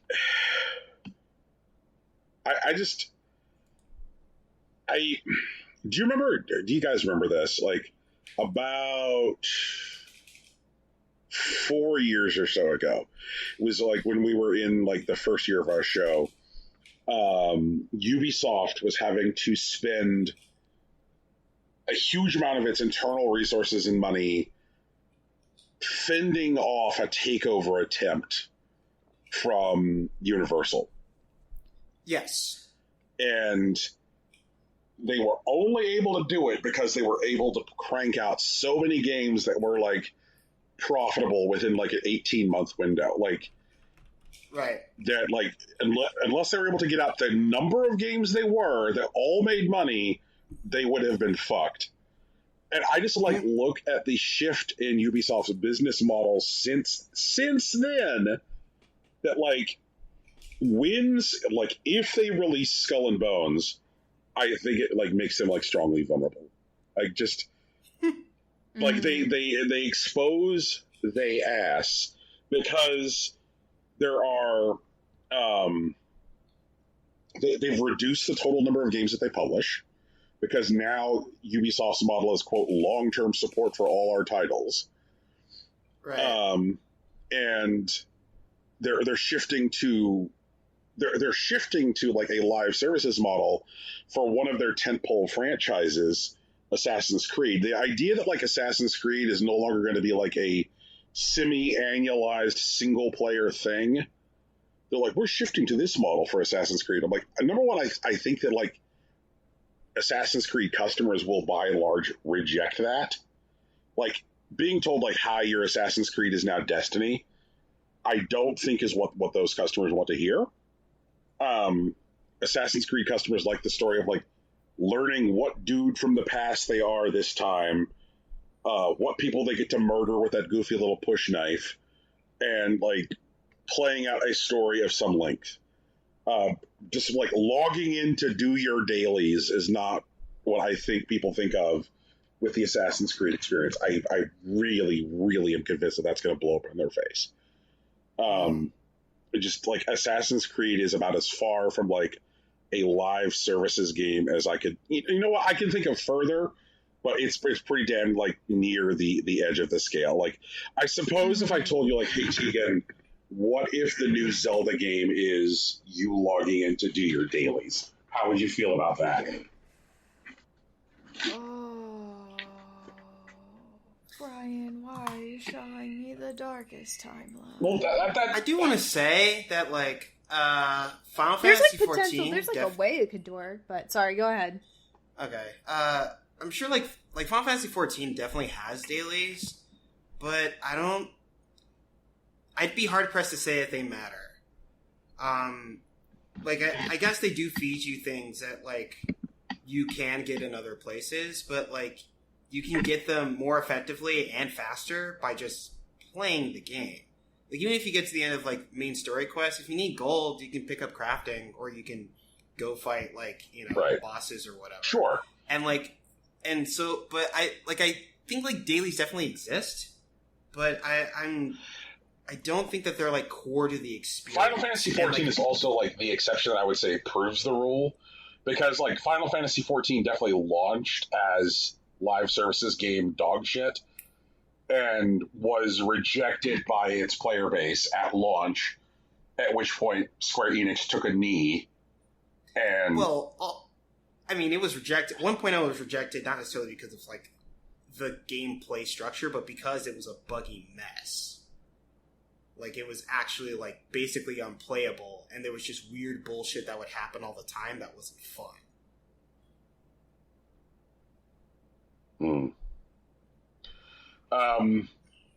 So as a result of this stuff coming out about, like, the development of Skull and Bones, additional information came out as a result of that about specifically the lead studio on this, which is Ubisoft Singapore, about, like, the toxicity and shittiness of the culture at Ubisoft Singapore, and how Ubisoft Singapore is, if you were to talk about, like, harassment and sexual aggression by leadership and bullying as part of, like, the leadership structure, apparently Ubisoft Singapore is the fucking gold medal winner at Ubisoft. And people, it is so bad that people would visit from other Ubisoft studios where it was also bad and be like, wow, my life's a nightmare. Ubisoft Singapore is a mega nightmare. Oh god, it's like the place where, like, they tell me, like, hey, if you keep fucking up, we're gonna send you to, like, Ubisoft Singapore. It's like the fucking Texas of, like, Ubisoft slavery times, I guess. Yeah, like, working conditions described as toxic, specifically under the leadership of former leader of the studio, Hugh Ricord. Things were so bad that it was described as, quote, the head was rotten, and so the body was incapable of functioning. There were pay disparities across gender, pay disparities across race, women being groped in the office, racial epithets hurled at, like, developers, 12, 16-hour, 7-day work weeks,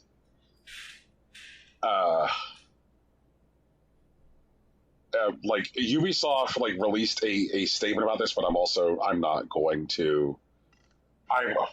Like, honestly, I don't see a point of, like, reading the statements from these companies anymore, like, until, like, they actually demonstrate changes within their organizations. It's like, okay, it's like you put out a statement, but what does it do? And one of the things that, like, people at Ubisoft Singapore have said repeatedly when talking with Kotaku was that there was a limit to what they could be within the studio and that like leadership roles were held for French nationals. That basically what Ubisoft did was open up this studio in Singapore because of the labor cost of establishing a studio in Southeast Asia. And then people who were from Singapore had no legitimate chance of advancement, and that like even middle management jobs at Ubisoft Singapore were like held for French people who were sent there to run the studio and then resented having to live in Singapore. Jesus. So imagine reporting to a boss who hates you and calls you racial epithets, and then your boss resents even being there. Bosses, Ubisoft Singapore, who would make a point of not speaking any of the local languages and then shout at employees for not speaking French. A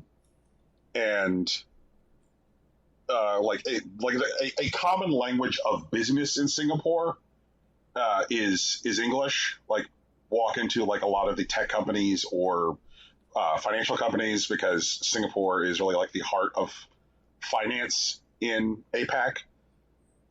You'll hear a lot of English spoken, and so a lot of people who applied at Ubisoft Singapore did so with like English language resumes and had familiarity with like using English in the workplace. And so what would happen is like there would be frequently meetings, like especially on this Skull and Bones fucking thing, where the meeting invite would be in English, and then they would show up to the meeting, and then like leadership would just like start the meeting in French, and then people would be like, I was lost, like my boss was speaking in French, I don't speak French, none of the people on the team speak French, and that like people who did speak French were like reporting that like leadership would like sit there and like basically be talking about their employees like they were fucking animals, because they just assumed that nobody in their room like spoke French.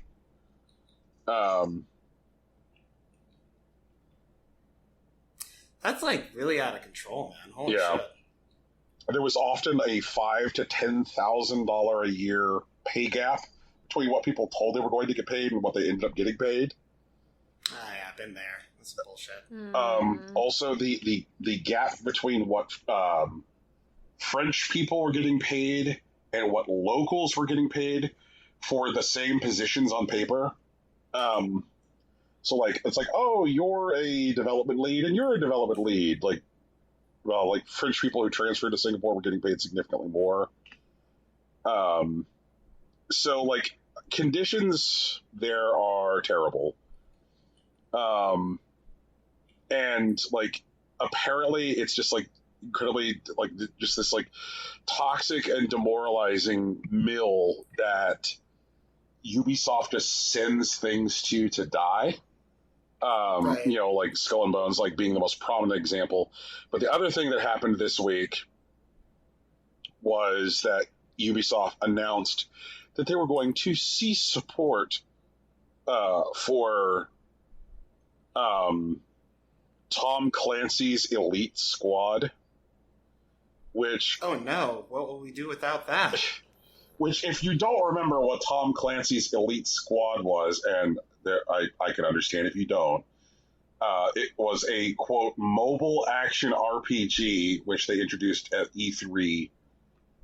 I guess not E3 last year, but like this was something they rolled out in 2020. And basically it was just like this like dog shit gacha game. And I guess they forgot that like nobody is deeply invested in the exciting world of Tom Clancy characters. Like, no one wants to sit there and do gacha pulls to like go like, oh, am I going to get Splinter Cell guy? Like, no one cares. No one cares. And so like there was like zero engagement with this. And like while they launched the game with like work from Owliant Studio, they then transitioned all post-launch support to Ubisoft Singapore. So like basically what Ubisoft Singapore has experienced is if you work at Ubisoft Singapore, then most likely what you're doing or have been doing is either working on the Hell treadmill, which is Skull and Bones, or doing post-launch support for this like Tom Clancy thing, which just got shut down. And it's just like, that has got to be so, like, let's say for just a second that like you managed to like be a Singapore national who managed to get equal pay, doesn't get called terrible things, and attends meetings in languages that you speak, and you've never been groped in the workplace.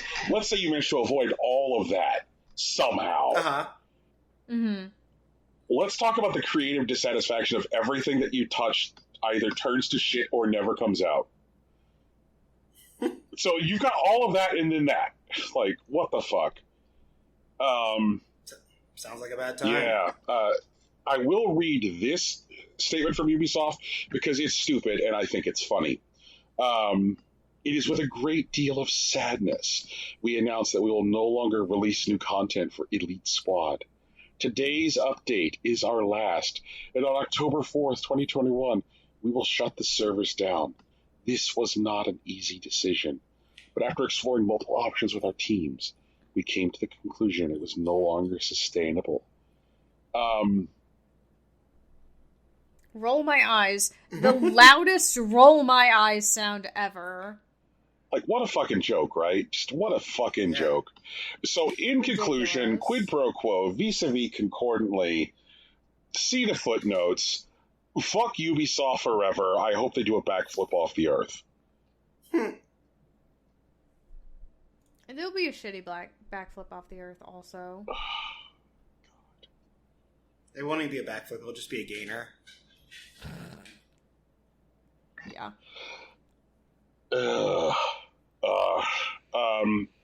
Tegan, I think you have a story which I don't think is demoralizing. I mean, that depends entirely on how long you spend in meetings. Thursday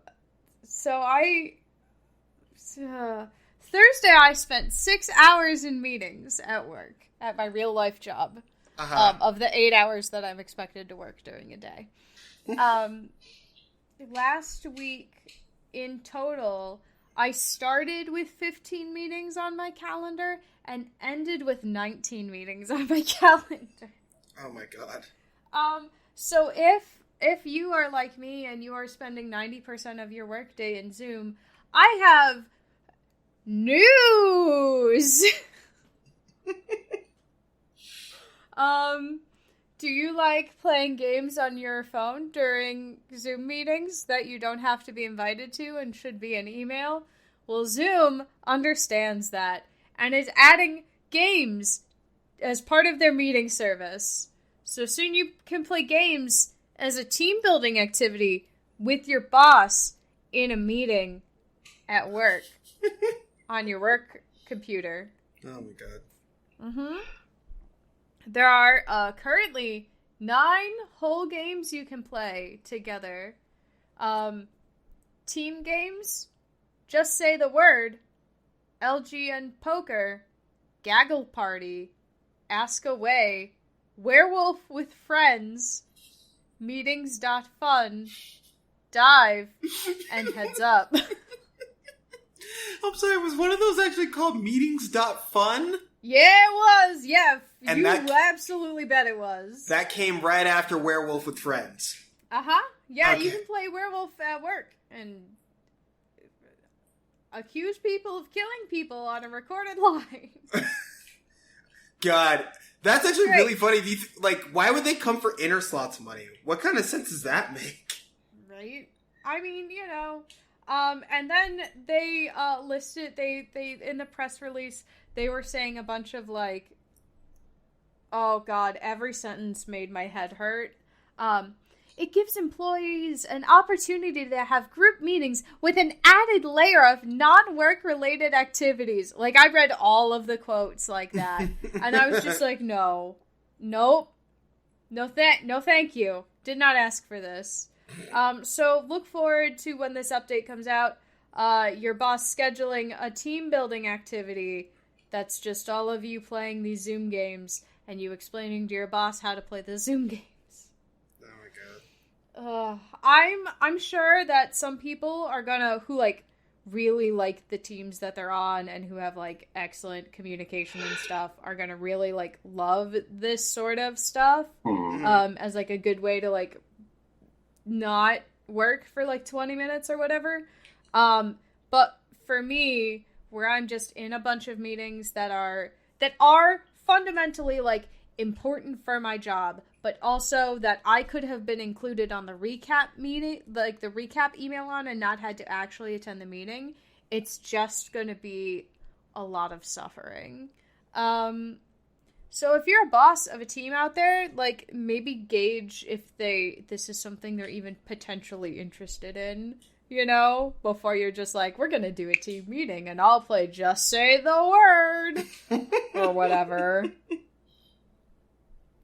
Like, it's not awful, it's not game-breaking, it's not about, like, corruption or sexual harassment or whatever. Like, it's not that, but it's also not good for me.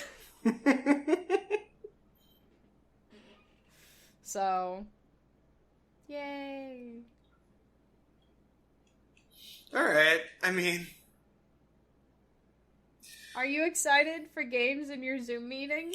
God, my job uses Teams. They're actually actively trying to get people off of Zoom, but they have to be cordial about it, so it's a whole thing. This sounds great. I'm invested in that development. Please. Brian, how you feel about the Zoom news, bro?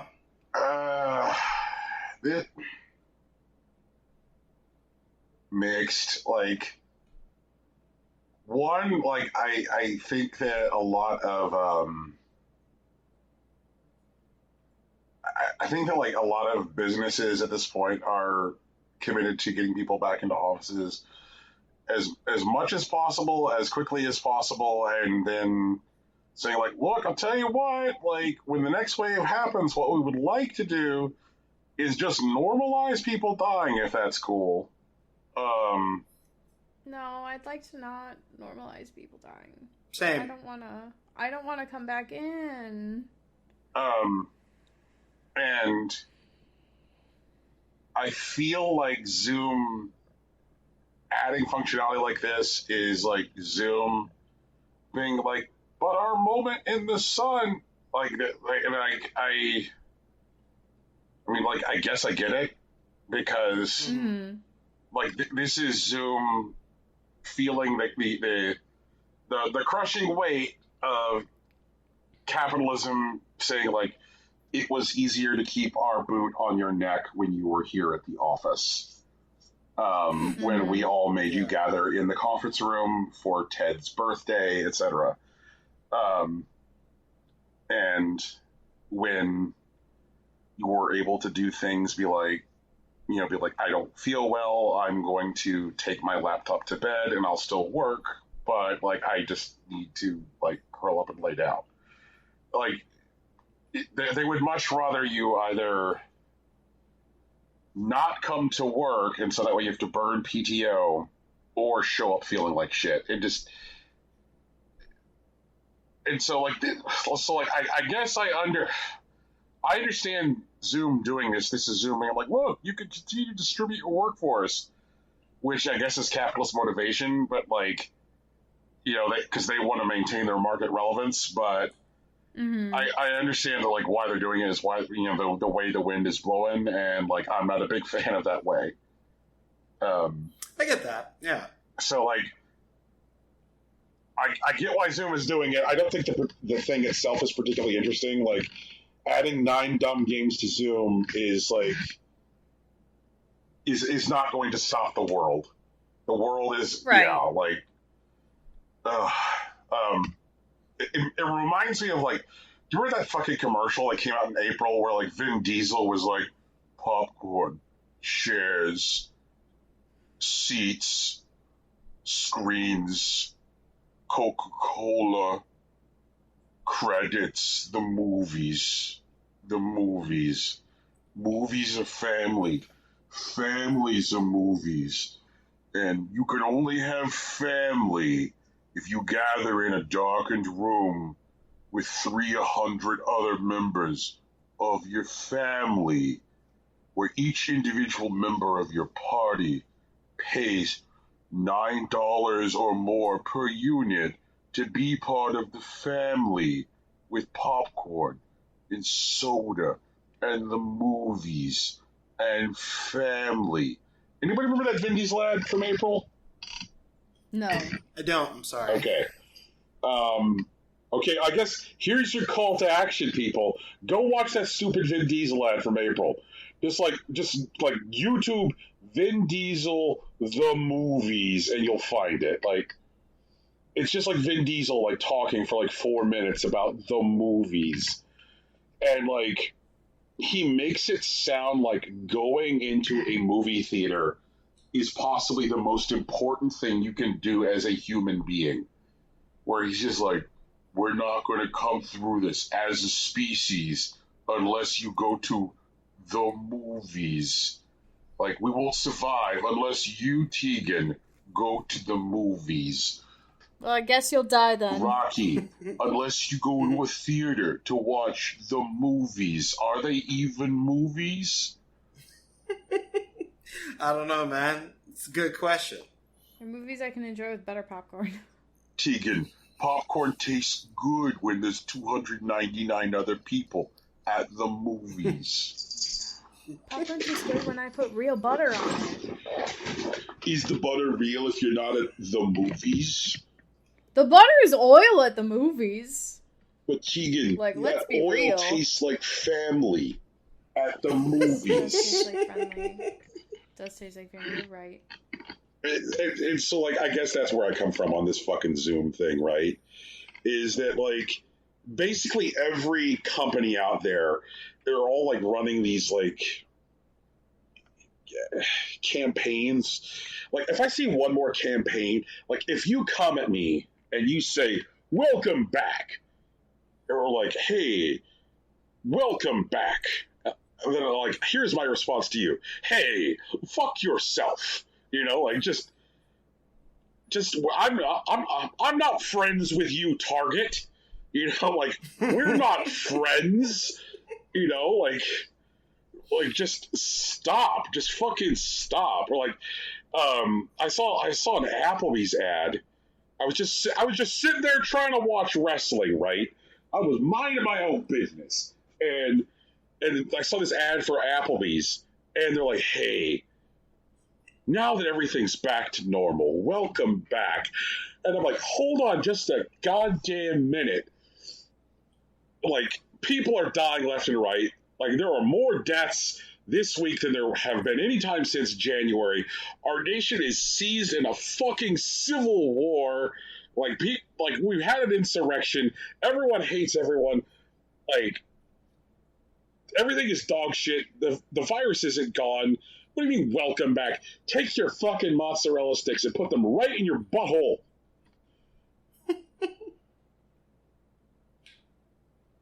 Alternately, you could just ship your mozzarella sticks to me and I'll eat them. Shouldn't waste the food. And Tegan's gonna open her mail, look at the mozzarella sticks, and say, welcome back. Nom, nom, nom, nom, nom, nom. I'm gonna eat them. Tasty mozzarella sticks. Tegan, can I suggest a place to eat those mozzarella sticks? Yeah, absolutely. Please do. The movies. Oh, I'd love to eat some mozzarella sticks in movies. However, I'm not going out to the movies because I don't trust my fellow man anymore. Yeah. But they're family. I don't know what fucking movie it's gonna take for me to go back to the movies. I don't. I'm not sure. I'd like to go back to having, like, experiences someday. Having experiences. Ah, that's pretty great. The movies. I want to find this thing and just throw it in our show doc so that way people don't even have to do the work. Okay. Yeah, sure. Oh God, yeah. I'm sorry. I just saw one. what the actual name of what they called that stupid thing. It was Return to Theaters. Oh, God.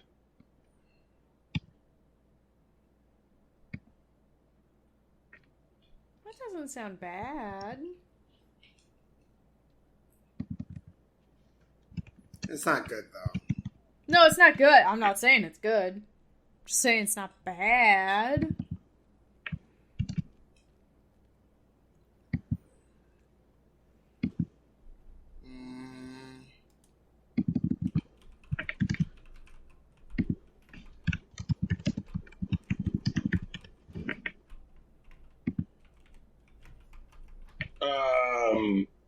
I have more dumb news. Okay. So,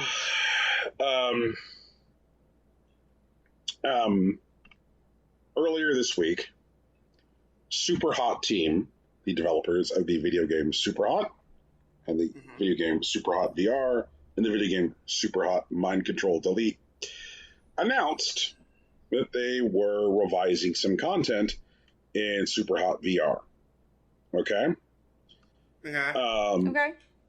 There were some scenes in Superhot VR where previously, when you were, the Superhot person, you would hold a firearm to your head and pull the trigger. Right. Yeah. And it was like, I guess I want to say some things about it. Like, it was like consistent with like kind of what they were going for in the game, and it did not come across as like goofy, try hard people who like the cool ass stuff. But that said, it was also a scene of intentional self-harm that could be triggering for people and put people in a bad place. And so Superhot team decided to remove this content from Superhot VR. And what they had to say about it was that a skip disturbing scenes toggle had been added in a previous update. Considering the sensitive time that we're living in, we can do better than that. You deserve better. All scenes alluding to self-harm are now completely removed from the game. The scenes have no place in Superhot virtual reality. We regret it took us so long. We're committed to shipping this update on all VR platforms. That last bit is pertinent because Superhot VR is currently shipped on 3 platforms. Superhot VR is available on Steam, PSVR, and Oculus. And they led by pushing this update to Steam VR. And they're saying they're committed to shipping the update on all platforms, meaning that they will push it to PSVR and push it to Oculus.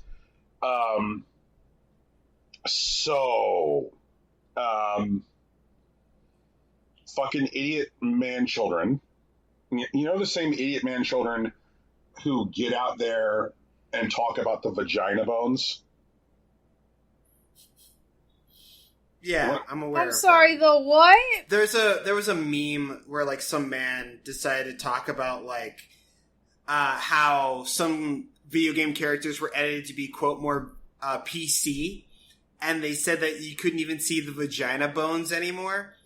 And they were definitely talking about like the sartorius muscles or whatever. But like they dead ass said vagina bones and then doubled down on it later, so now it's just a recurring meme. All right, so this was for the history of your internet idiocy. This happened when Nintendo was preparing for the release of Tokyo Mirage Sessions Sharp FE, and people started comparing, marketing collateral for the already existing Japanese version with the impending US version, and sure enough, vagina bones. And so, like, a long-standing complaint of idiot, try-hard, pants-shitting man-children is that, like, ooh, developers get censored. Developers get censored. This isn't their voice. This isn't what the developers intended. Corporations bow to PC and social justice and blah, blah, blah, blah, blah. Let developers say what developers want, right? But here we fucking are, right? Here we fucking are, where developers have made a choice of their own volition because they are acting as their own publisher. And these devs are like, you know what? There's a thing that we want to do. There's a way we want to change our game. And idiot try-hard man-children have decided that what they want to try and do is review bomb Super Hot VR. And so, Super Hot VR is a video game where, like, any changes were not mandated by, like, some larger corporate entity, but yet, like, these people are like, game not great, I can no longer shoot myself in VR. And I'm just like, what? I was like, which is it, tryhards? Like, are you upset because you're saying that, like, developers are having their voices stifled by publishers, or do you just want to be tryhard man-children? Because if your complaint is the former, then there's no reason for this to be within the scope of offense for you, because this is developers literally doing what they want. So, like, why in the world would you, like, be mad at this? If it's the latter, if it's just because you are, try-hard man-children, then I guess I understand why you're angry. Because why you're angry has nothing to do with so-called like integrity of vision, and just because you want games to be these, like, places for, like, try hard angry man boy activity, like I want to pretend to shoot myself in VR. Doesn't matter whether or not the developer's position on this has changed at all. I just want to do it. So it seems to be like the recurring theme of the current Steam bombing, because they're trying to review bomb, even though, like, Steam now has tools in place to, like, prevent review bombing from working. They used to talk about, like, the integrity of originally released games. The idea that, like, removing this somehow makes Super Hot VR less because it was in this game at launch and now they're taking it out. At which point, like, I'm still like, okay, fuck you. Like, the idea that, like, video games are locked at launch is a ridiculous notion and not at all consistent with how video games work anymore. Imagine, if you will, if No Man's Sky was, in order to maintain integrity, had to be launched No Man's Sky. Like, what a ridiculous notion. Like, these people are stupid and I hate them. Well, yeah, that makes sense. It's just like they're what they claim as a belief structure isn't even internally consistent. That's not why they have the belief structure, though. Like, that's not what it's for, right? Like, people that are, like, reactionary in these kinds of ways, what they do is that they have things that they want to do, like shoot themselves in the head in the video game. And when they face opposition, they create a belief system to push that idea. And so, like, they're not trying to make something that works in multiple situations. They're trying to create arguments that allow them to do what they want to do anyways. Yeah. Yep. Shout outs to the Intellivision Army. Yeah. Fucking shitheads. But see, the thing is, they were already shitheads. It's not like this situation is making them look like shitheads for some weird reason. Like, they've been shitheads the whole time. Right. Yeah, like, they are garbage people who have always been garbage. It's just like, and I guess they actually don't even care if any of us have memories longer than 5 minutes. No, they don't. Because they'll just shout at us for pointing that out. You know, like, Yeah, that's their move. like that. Yeah. That's the strat. But Jesus fucking Christ, like,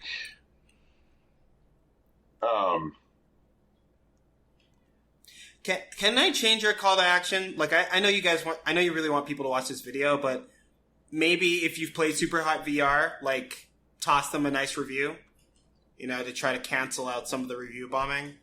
Mm-hmm. wait, to say nothing of the fact that, like, Super Hot VR is actually a really good fucking game. Right. Yeah.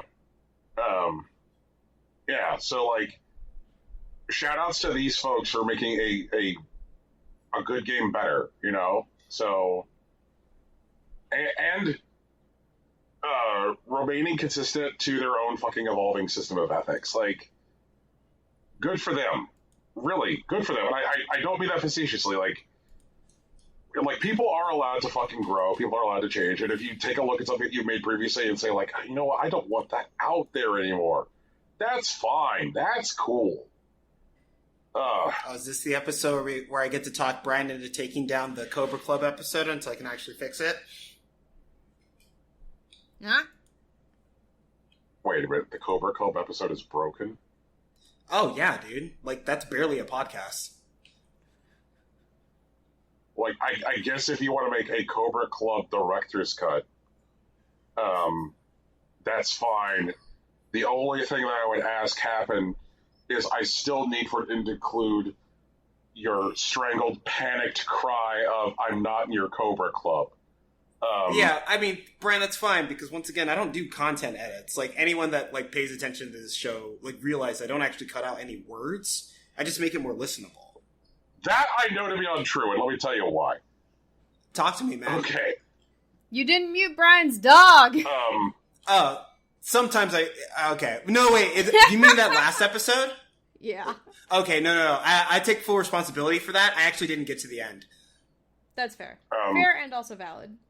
I would have to, like, dig through our chat logs to find it, but there was a point where, like, I wrote an episode description, and I devoted a full sentence to something which happened in the episode, and then in chat, Rocky said, that's fine, but that whole conversation about that I pulled out of the show. Oh, I think I have done that. Yeah. But, like, that's an exception. That's a content edit. You're like, I don't do content edit. It's an exception, not the rule. Like, I mean, like, I've done it possibly before, but, like, it's not a consistent part of my process, and it doesn't even, like, show up consistently. That's what I'm saying.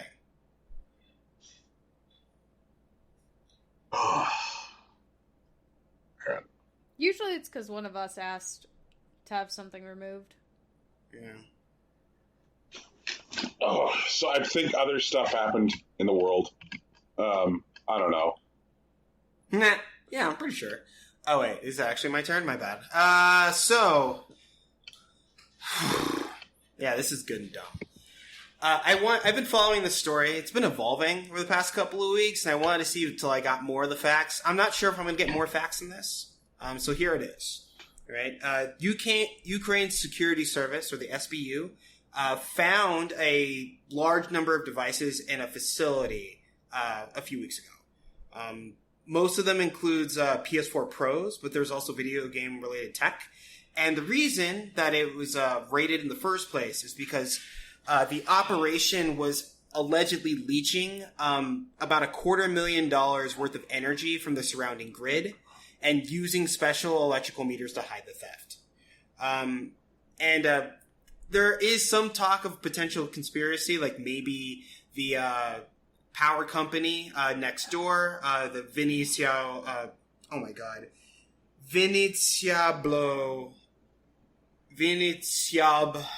Blenergo energy distribution company, which is in the city of Venezia, may have been involved. The power company disputes that any electricity was stolen in the first place. But they're not going to talk to the SBU because, honestly, they're kind of a shifty organization in Ukraine at the moment, and a lot of people don't trust them. But be that as it may, in this raid, the SBU did seize about 3,800 game consoles, and most of them are assumed to be PlayStation Pros, but if they were, which they probably weren't, it's still about $1.5 million worth of tech. And the thing is that the SBU, according to in a statement from the CEO of Blockchain Ukraine, says that the SBU often abuses its power and seizes valuable equipment worth thousands of dollars without legal justification. And to add insult to injury, the country does not have a state register for data centers used for crypto mining, and so many specialists work in shadow or move abroad to avoid raids. Now, initially, this grouping of consoles was thought to be used as a giant cryptocurrency mining rig, but after further investigation, it looks like they were probably being used to farm FIFA Ultimate Team cards. There's a Ukrainian news site, Delo, who didn't think it was a crypto farm. One, because PS4s aren't very economical in terms of like mining as opposed to graphics cards. In addition, in some of the images released by Ukrainian security forces, you could actually see game discs coming out of the consoles, so it looks like they were actually playing some sort of game. And what it appears to be is that the organization that got raided were using these PS4 consoles to simulate or run like AI-controlled games of FIFA, so that they can get like the minimum like currency investment from those games, and then use that to buy FIFA Ultimate Team shit, which they would fleece on like a black market for actual money. Now, this is definitely a convoluted and possibly stupid idea, but you got to remember that EA reported last year that their Ultimate Team sales was about $1.5 billion last year. And so getting a chunk of that, even if you had to tie about 4,000 PS4s together, may actually end up netting you a pretty decent chunk of change. But who knows? They got raided. I liked the footage of them steamrolling the PS4 Pros. Oh, right. Yeah. Like, something which happens so often whenever, like, any kind of law enforcement, I guess, finds crime and finds tools of crime, is they gotta make a big show of, like, melting guns down, destroying the marijuana plants, whatever it is, and they're just like, let us, like, very loudly and visibly destroy the evidence of this crime. And in this case, that meant, like, getting an actual steamroller, putting an actual steamroller in, like, a fucking parking lot, and running the steamroller over a bunch of PS4s. That's the thing that happened. Like, how goofy. Yeah, I guess it's getting down in the Ukraine just hits different. Lord. Man, like, as much as this story, like, I guess is superficially about, like, a criminal organization doing criminal things here, like, I think that there's another piece of this, which is that whenever, like, Ubisoft or EA or Activision says with a straight face and their whole chest that, hey guys, you know, like, what we're doing here isn't gambling, you know, like, this isn't gambling. Fuck off. Like, yes, it's gambling. Yes, it absolutely is gambling. And it's just it's ridiculous to assert that it's anything but, and so like when they're like, oh yeah, this isn't gambling because we say it isn't gambling. It's like, well, really, like. Like, if organized crime sees fit to like set up a whole fucking warehouse, because even just producing like the minimum amount of a currency from AI controlled games is worth it, then like it's gambling, right? Because now they can sell like the rewards from these like FIFA Ultimate Teams to for profit. So like gross, like if it's worth it for organized crime to set up a warehouse, it's gambling. Just it is. Stop. Ugh. I guess moving on from like gross evidence of gambling to more gross. So the state of California is suing Activision Blizzard.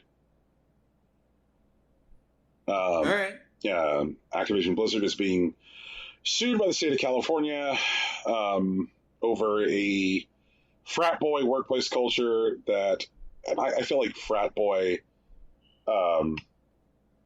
is, like, even though the phrase is used in the state of California's lawsuit, I think it softens like this horror show. Workplace culture that has included years of harassment and abuse targeting women. That the lawsuit points out the lack of women in leadership positions at the company, and the difficulty and disparity in promotions, pay discrepancies, and that women are more quickly terminated at Activision Blizzard than men. The state's lawsuit indicates that women are victimized by cube crawls in which male employees drink copious amounts of alcohol as they crawl their way through various cubicles in the office and engage in inappropriate behavior toward female employees. Men proudly come into the workplace hungover, play video games for long periods of time during work while delegating their work to female employees, engaging in banter about sexual encounters, and talking openly about female bodies and joking about rape.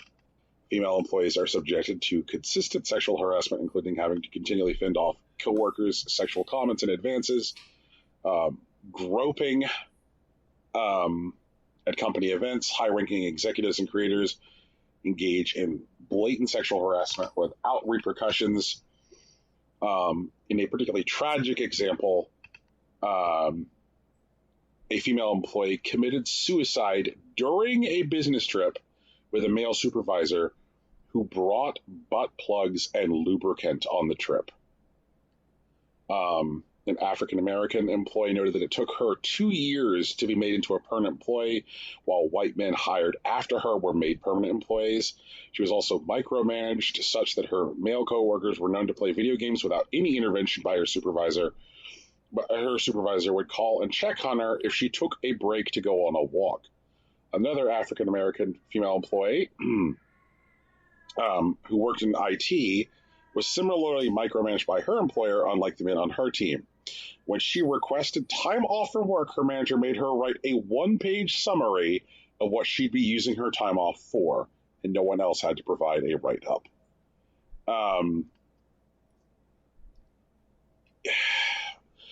Activision Blizzard has released a bullshit statement, which I will not read here.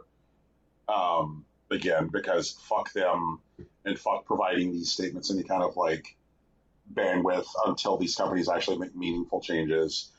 There are companies that have previously worked with Activision Blizzard in any kind of capacity who have also since released statements, and like, while I don't necessarily think those statements necessarily like need daylight, it is worth noting that they exist. Like, for years, Bungie had a significant working relationship with Activision because of Destiny. You know, like they were never a subsidiary of Activision, and now they're self-publishing Destiny, but for years Destiny was an Activision product, but just dealt totally within Bungie. And like, you know, like Bungie's take was like, holy shit, like this is abhorrent, this is terrible, and we didn't know. And I feel like that's conceivable. I feel like people who are third-party partners might not know about like specific abuses within companies, because like since all development was handled internally on Destiny, like why would Bungie know up and down the abuses going on within Activision? But the thing is that like considering that like another one of our major stories this week is about the like specific abuses going on at Ubisoft, and that like you know abuses going on at Ubisoft has been like a major story throughout this year, and you know abuses at Activision have been a major story this year.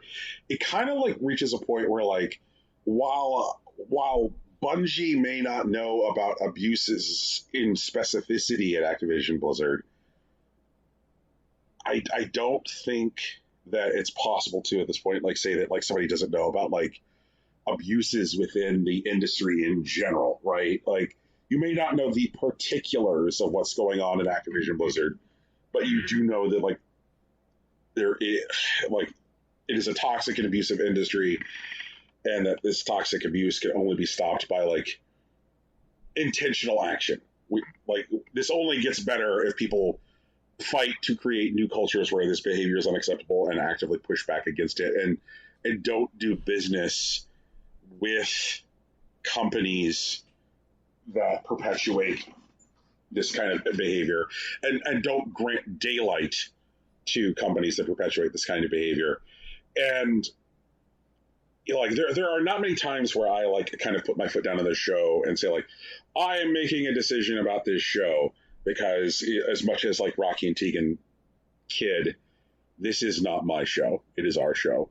But something that I do feel very, very strongly about is continuing to like cover in any kind of like game way the products of Activision Blizzard or the products of Ubisoft until they've demonstrated any kind of like meaningful change, until they've shown us that like this is something which is important and that they are going to take action.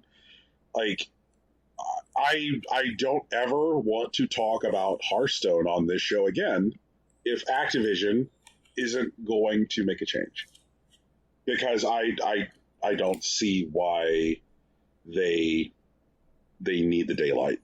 Like, you know, Mario plus Rabbids, that's great, that's swell.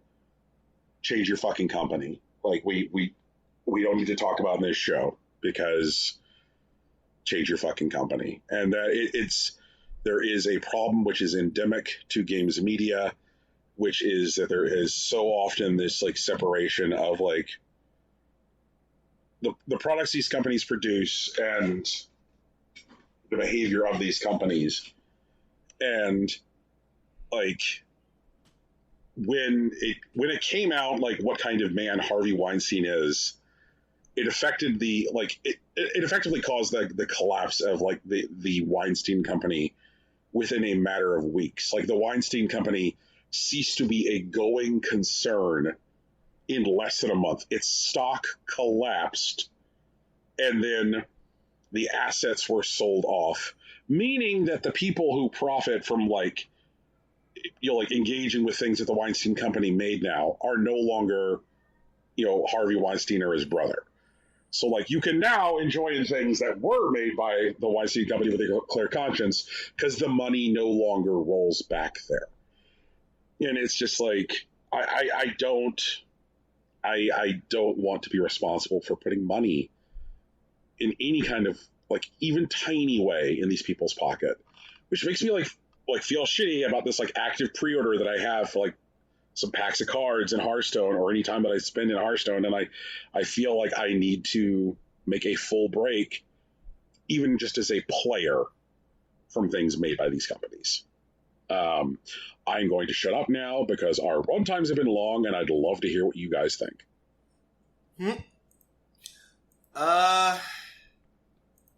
Yeah, so I hadn't actually read through the details yet. I hadn't for this particular story. I think there may be something to it because the state of California may be one of the few entities that could actually step to Activision Blizzard. It is a shame that it took so long for them to end up here. I've seen a lot of talk about how like people like, oh, okay, fuck AAA gaming, as if to say that this kind of behavior only happens in AAA, and as long as we avoid AAA, we'll be fine. But to be honest, like, the reason we see this with Activision Blizzard and the state of California is because they are a big target. They have a lot to lose, and they can be made an example of. But it's important to note that this behavior is not limited to AAA or really any pocket of, like, gaming or honestly possibly, like, major industry. Like, this type of shit happens everywhere. And it's important for you to know because the only way it stops is that people need to get in front of it. They need to, like, stop it where it stands and make sure it's not welcome when it tries to come back. And so, like, whenever these stories pop up for big companies, understand that these kinds of things happen at small ones too, but they don't get this kind of publicity because the state of California can't go after everyone, apparently. Maybe they can someday. Maybe this snowballs into something that makes a bigger change. And I also don't think that this is, you know, even remotely new or, like, fresh. Like, this is definitely a type of culture that has existed probably, I mean, definitely as long as video games have been around, but obviously much longer. And people getting in the way of it, like this, whether it be like the state of California or the people who are able to file these types of complaints, are the things that need to happen in order for any of this to get better. So pay close attention, be awake and aware when this shit happens around you. And if you want to live in a world where less of this shit happens, you got to get in the way. That's the only way anything's going to change.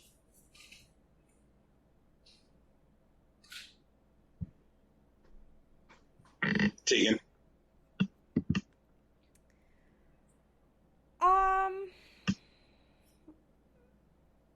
I'm not surprised. Like, at this point, I don't think anybody should be surprised.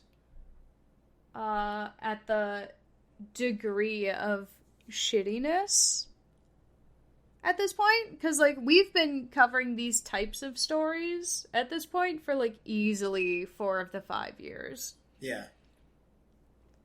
That we've been doing this show. And as a consumer, I do think one of the strongest ways you can send a message to any company that we've reported on that's had this kind of story coverage is to just simply not buy their shit. But also, I feel like people need to remember that this kind of behavior isn't limited to the gaming industry. We just only cover it in the gaming industry. And so if you see something at your own place of employment, you know, once you go back into the office post-pandemic or when you're forced back into the office, fucking say something about it. And keep in mind that HR is not necessarily going to be your friend about it. Actually, I'm pretty sure they'll never be our friends about this.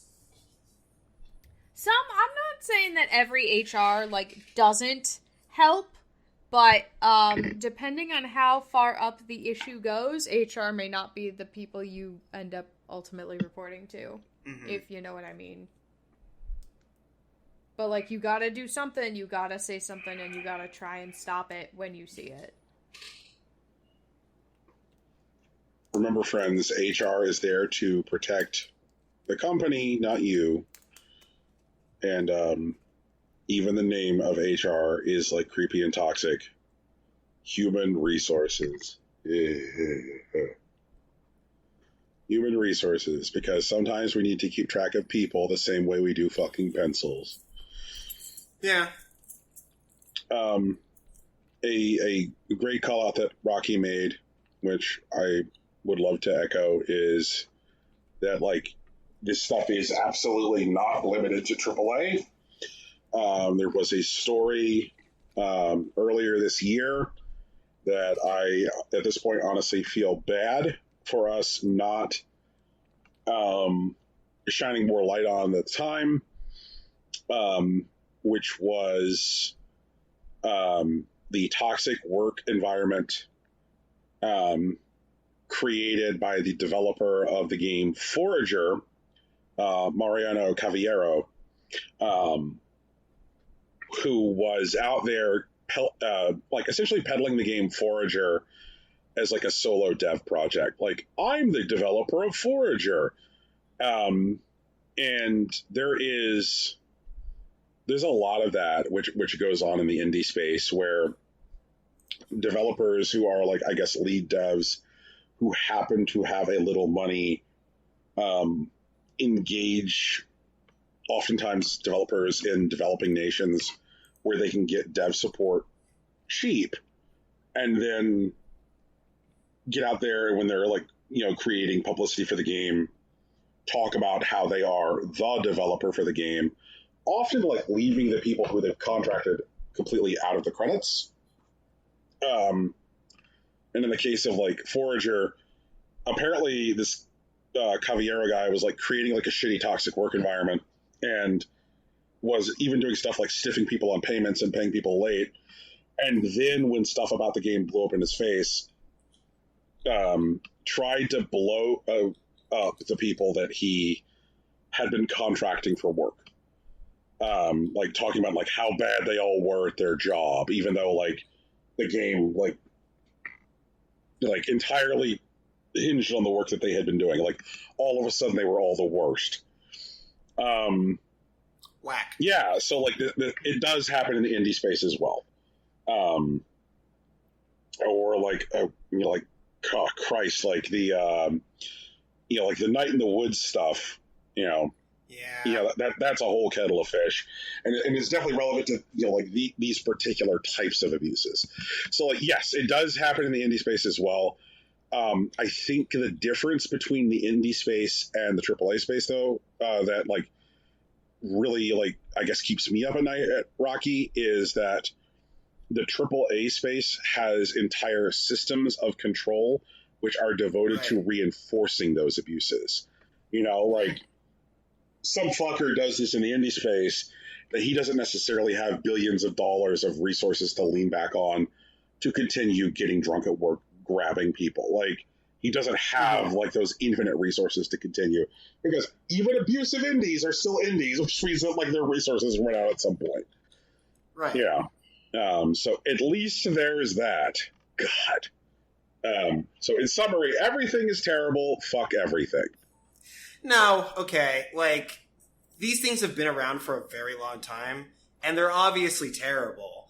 But the fact that we're able to talk about them, instead of having these people suffer in silence for decades at a time, for their entire careers, we're in a position to try to make these systems fall apart and build something better in their place. Okay. And so I hope that people who are interested in that kind of world pay attention and get involved so that that work happens sooner rather than later. Okay. All right. That is more optimistic than the thing I was going to say. This is also why I don't like it when we only cover shitty news in our news section, and why I often will reject some of the stories and be like, no, I'm talking about this thing because it's funny.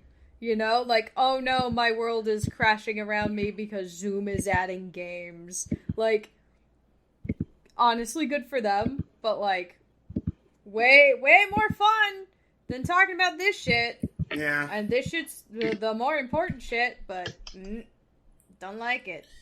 Yeah, we still need to get better about that kind of balance. But like our thesis should not be that the world is terrible and video games were a mistake. Because video games are video games, and people have been terrible for their own reasons for longer than video games have existed. And like, because we care about this kind of stuff, we have the ability and possibly the agency as like a consumer base, not necessarily as individuals, to like oust these kinds of things and decide they don't have a place here. I get you. I believe that Tegan has a story about 10% consolidating power. I do. Yeah. I do. Fucking 10 cent. God damn it. So we've reported a couple times about Microsoft's recent purchases of lots of smaller studios. Tencent has started like really moving and doing the same thing. They started by on the 19th offering to purchase the Sumo Group. The Sumo Group's like entire entity for $1.3 billion. Sumo Group works on stuff like Hitman and Forza, and they used to do Disney Infinity when that was a thing. And the board of directors for Sumo said that they're not going to 100% finalize this deal until it gets approval from their shareholders. So it's, at this point, like, sort of inevitable, you know. And then literally the next day, Tencent went and acquired a majority stake in Sunlock Studios. They're the guys who do Battle Right, which is free to play on Steam right now. So right now they own Riot Games. They have a 40% stake in Epic. They have a 23% stake in Dotenod. 5% in Activision Blizzard, which I wouldn't be surprised if they jettisoned. Oh, no, they won't. 5% I'll put money on that. Fair enough. 5% stake in Ubisoft and 5% stake in Paradox. Man, oh man. Man, oh man. Man, oh man. Are there words after that, Brian? Okay, all right. So there are things I have said on this show in the past that I feel the need to reiterate. Okay. Which is, no one expects the Spanish Inquisition.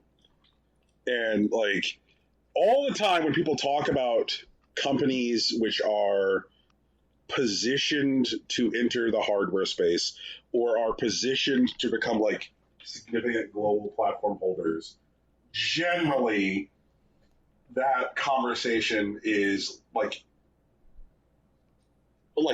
in the media, very, like, Western biased. It's like, oh, well, Google could do it. And it's like, all right. I mean, like, Google fucking tried and they fucked it up. Yeah. You know, like, or Amazon could do it.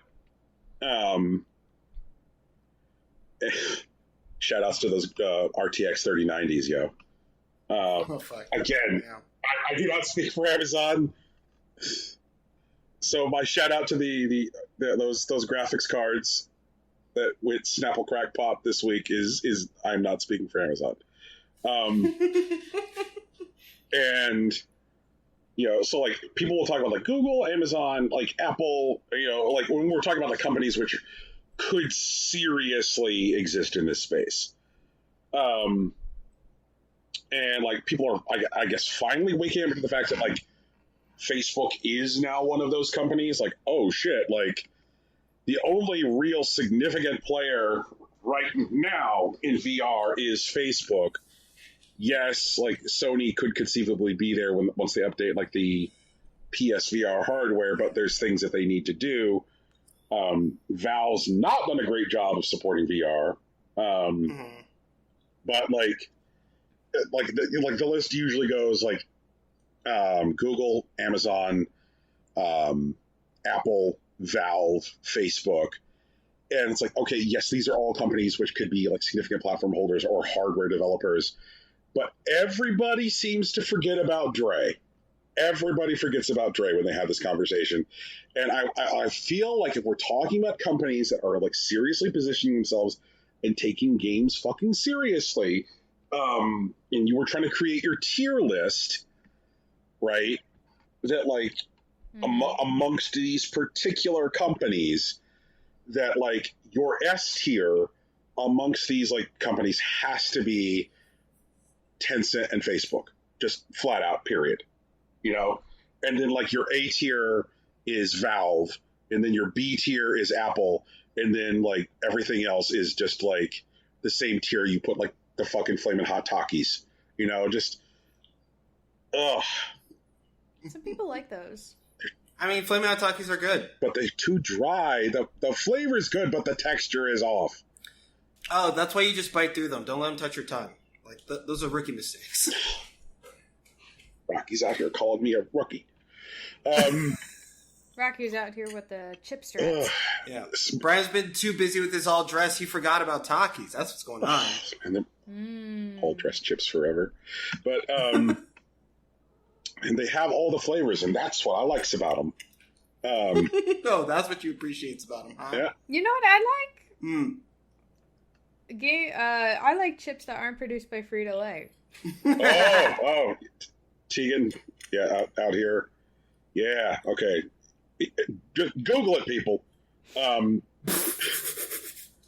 But yeah, like they've like at this point this is content worth doing. One second. Mm-hmm. Because there was something that Tegan said, which I did not want to step on the dick of, which was she said they started on the 19th, and I wanted to say like, whoa, just a damn minute. Like I feel like saying like things that they did on the 19th. Well, I mean, okay, so this news to me arrived on the 19th. Like the Sumo Group announcement was on the 19th. Okay. All right. So here is a list of things that they own. Riot Games, 100%. Funcom, 100%. Shark Mob, 100%. Supercell, 84%. Grinding Gear, 80%. Epic, 40%. C Limited, 25%. Miniclip, majority share. Klee, the Don't Starve people? Mm-hmm. Majority share. 10 Chambers, majority share. Jaeger, majority share. Voodoo, majority share. Bohemia, minority share. So, and before they made this move to buy out Sumo, they already had an 8.75% share of them. Like they had already bought some in the past. They currently own 20% of Marvelous. So they have continued to make moves, and generally what they do is buy a minority share of a company, take a look at how it performs, and then increase stakes from there based on the performance of the company. Being like, oh, okay, this does well for us. Let's just get all of it. So I think when we're talking about companies that could potentially be poised to, Tencent could come out with the Tencent Fuck You Express machine tomorrow, and they would be well positioned to support it as a first party platform holder. I think people fucking forget that, or that Tencent owns their own goddamn game PC gaming platform in China, which outperforms Steam locally. They do better with Wii Game than Valve does with Steam in China. And that God, Rocky, I'm blanking. Please help me. Name of tiny company that was the last of the companies that we covered with individual press conferences during E3. Eureka? Eureka, yes. Eureka, but not I just thought of a thing. Yeah, Eureka spelled differently. Yeah.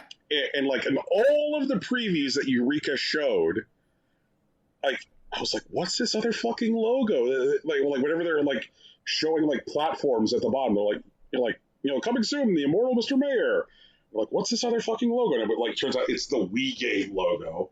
And then I went down the spiral of who is this publisher, and discovered that this is a company which has been around for years and has built significant market capitalization and has coffers because of their success on Wii Game.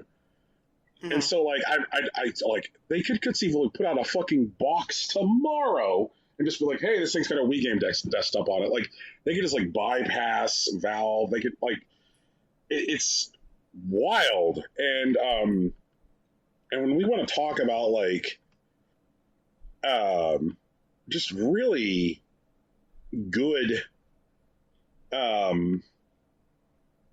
solid developers, Sumo is like right fucking there. Like, Sumo is like this like massive multi-studio affair, which has developed an absolute shit ton of games. Like, the amount of stuff that like Sumo develops is like not insignificant at all. Like, major companies just give Sumo work and be like, "Hey, develop this game from start to finish, and then we'll publish it." Just go, like, we don't have the headroom to do this ourselves right now.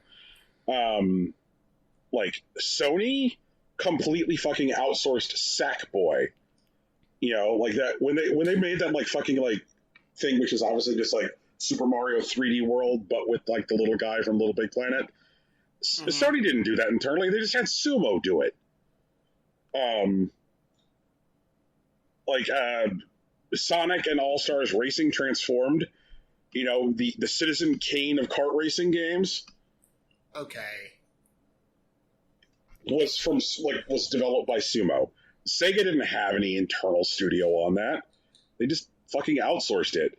And so like they have this like incredible track record of like well reviewed games on consoles, and that's just like shit that they have like developed.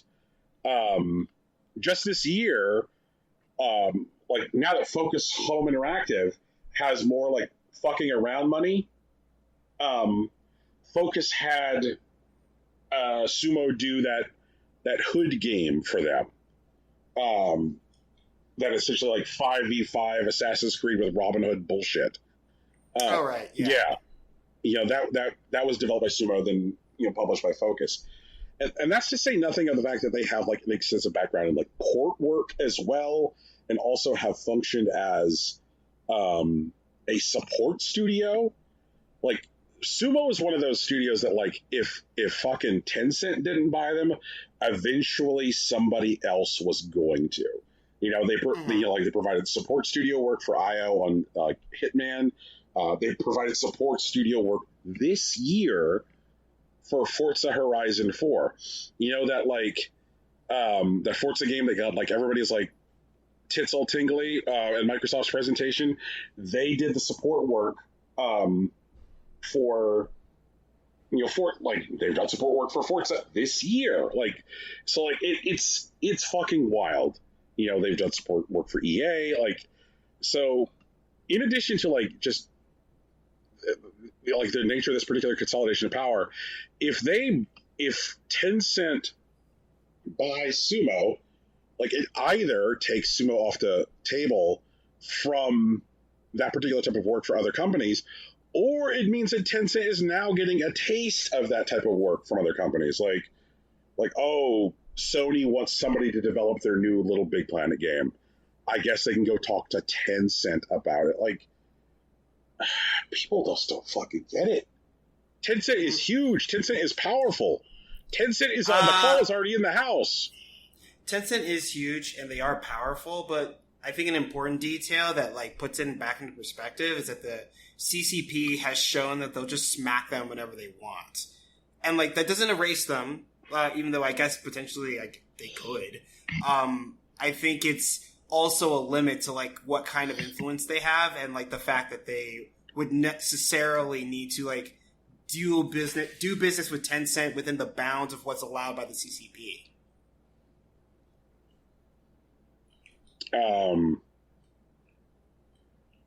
If we ever want to get out of here, that's a very long conversation. So I'm just going to... I'm not starting a conversation. I'm just saying that is a thing that's been coming up. I think that's why people, like, underwrite them, I guess. Underwrite's not the right word in this scenario. Damn it. Underestimate. That works. I'll take it. Yeah. I think that even taking that into account, like they still do underestimate them. Like if Titset is a company fighting with one hand behind its back, its other hand is fucking big. True. Ugh. I believe that has been a radio program. Yeah. It has not been a radio program. We are not on the radio. But a podcast. Yeah, it's called Impossible Coin. You guys know we're here every week. We do this every fucking week. You can find us wherever podcasts are found if you want to tell anyone about us. iTunes, Google Play, Stitcher, Spotify, and SoundCloud. Guys, can you hit SoundCloud for me just one more time, please? Fuck SoundCloud. Fuck SoundCloud. However, speaking of SoundCloud, the music at the beginning and end of this podcast is actually found on SoundCloud. It was produced by our friend Big Sach. You can find his work at soundcloud.com/BigSachMJ. And if you want to ever talk him out of SoundCloud, you can find him on Twitter at Hillary_Swank. Our logo is also a t-shirt. It was designed by Lauren Moran. You can find her on Twitter at Lauren Moran. And consider donating to her Patreon, because she does good work.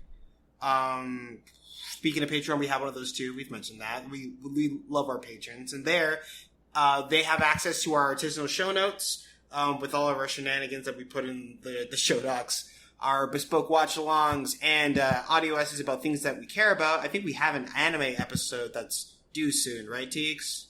Yes, we do. Okay. Yeah, so that's coming up. If you want to get in on that, you can find it at patreon.com/ImpossibleCoinPodcast. And that, as always, we are available on social media. I'm on Facebook and Instagram. Brian's on Twitter. Tegan's on Tumblr. But all of us can be found on Twitch. We'll get Brian there someday. I always believe. All of that is Impossible Coin. No dashes or underscores or anything weird like that. Please keep an eye on us on Twitch because we are building our way up to partner as soon as we figure out all the things that we need for affiliate. But in the meantime, we are currently streaming Tales of Symphonia and The Legend of Zelda Skyward Sword on Tuesdays and Thursdays. Tegan is streaming additional stuff when she feels like it. And honestly, so am I. Maybe I'll stream some Final Fantasy XIV once I figure out my situation, but we'll get there when we get there. But that's us. That's the show. Yeah.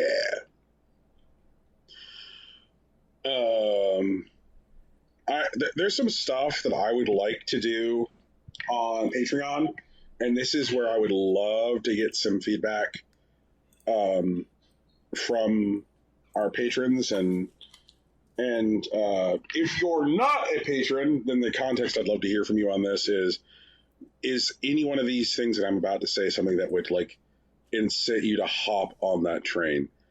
Some of the things that I really want to talk about right now, and I mean like right the fuck now, like I have a burning desire to talk about these, is I would love to talk about Roblox, because I was first burdened with Roblox, but then the burden became a joy, which was nice. Like I had no idea that like Roblox was like this weird entire secondary world to video games, that like Roblox was functionally already as powerful as all of the major console holders on their own. Like imagine this, like I got that Switch Lite. I told you guys I got the Switch Lite, and I was like, when I was setting up the Switch Lite, one of the things I went to do was download Roblox, to which I then discovered Roblox is not available for the Nintendo Switch. And I was like, why the fuck isn't Roblox on Nintendo Switch? Second question, why do I care? But that's a thing. That's a thing. Like I'd love to talk about Roblox and really get into the weeds with people. You know, talk about the history of it, talk about like what's popular on the platform, major publishers who are currently publishing games as big as FIFA or Call of Duty that only exist within Roblox because that shit is real. That's fucking real. It's wild. So like this entire like parallel game industry is fascinating to me. I would also like to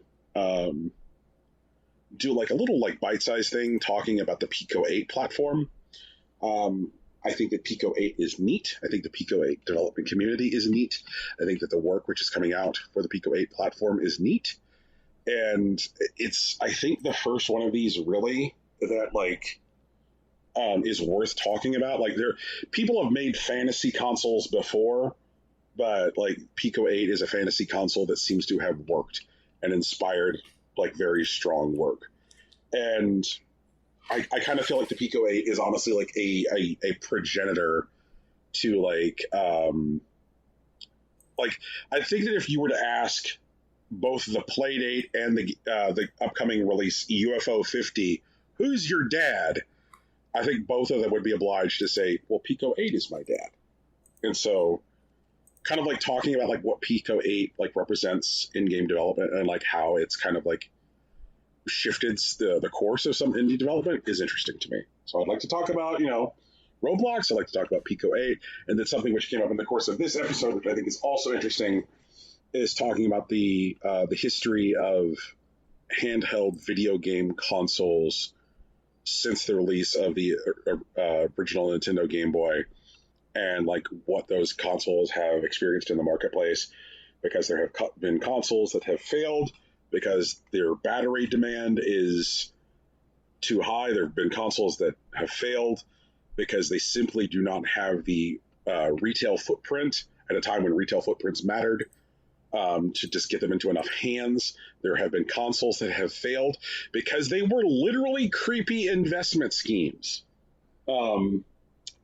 And I'd love to talk about why those consoles failed, because the thing that made the Gizmondo fail, the thing that made the Nokia N-Gage fail, and the thing that made the Sega Game Gear fail are all things which don't necessarily impact Valve's Steam Deck. And so talking about how those experiences in the market were different is something I'd love to get behind. So, like, if any one of those, makes you tingle, please let me know like which one you'd like to hear sooner than later, because honestly I'm itching to record a Patreon episode. I'd really like to a lot. So please get at me. And despite the fact that I am currently watching anime, apparently I'm not legally allowed to talk about it until this fucking fall. So that's just how it's structured right now. We can update the structure after this anime season. Like, after this year, not after, like, right now. So, anyway, yeah. And I guarantee that my urge to talk about, like, Wolves and Rabbit Girls will probably have been abated by then. But hopefully I can talk about something else. So, get at me. Let me know what you want to hear me talk about. Also, we've been threatening wrestling content forever. Do you people give a shit? If you give a shit, let us know. If not, we'll do something else. I think that's it. That's all I have to say. Peace. Bye.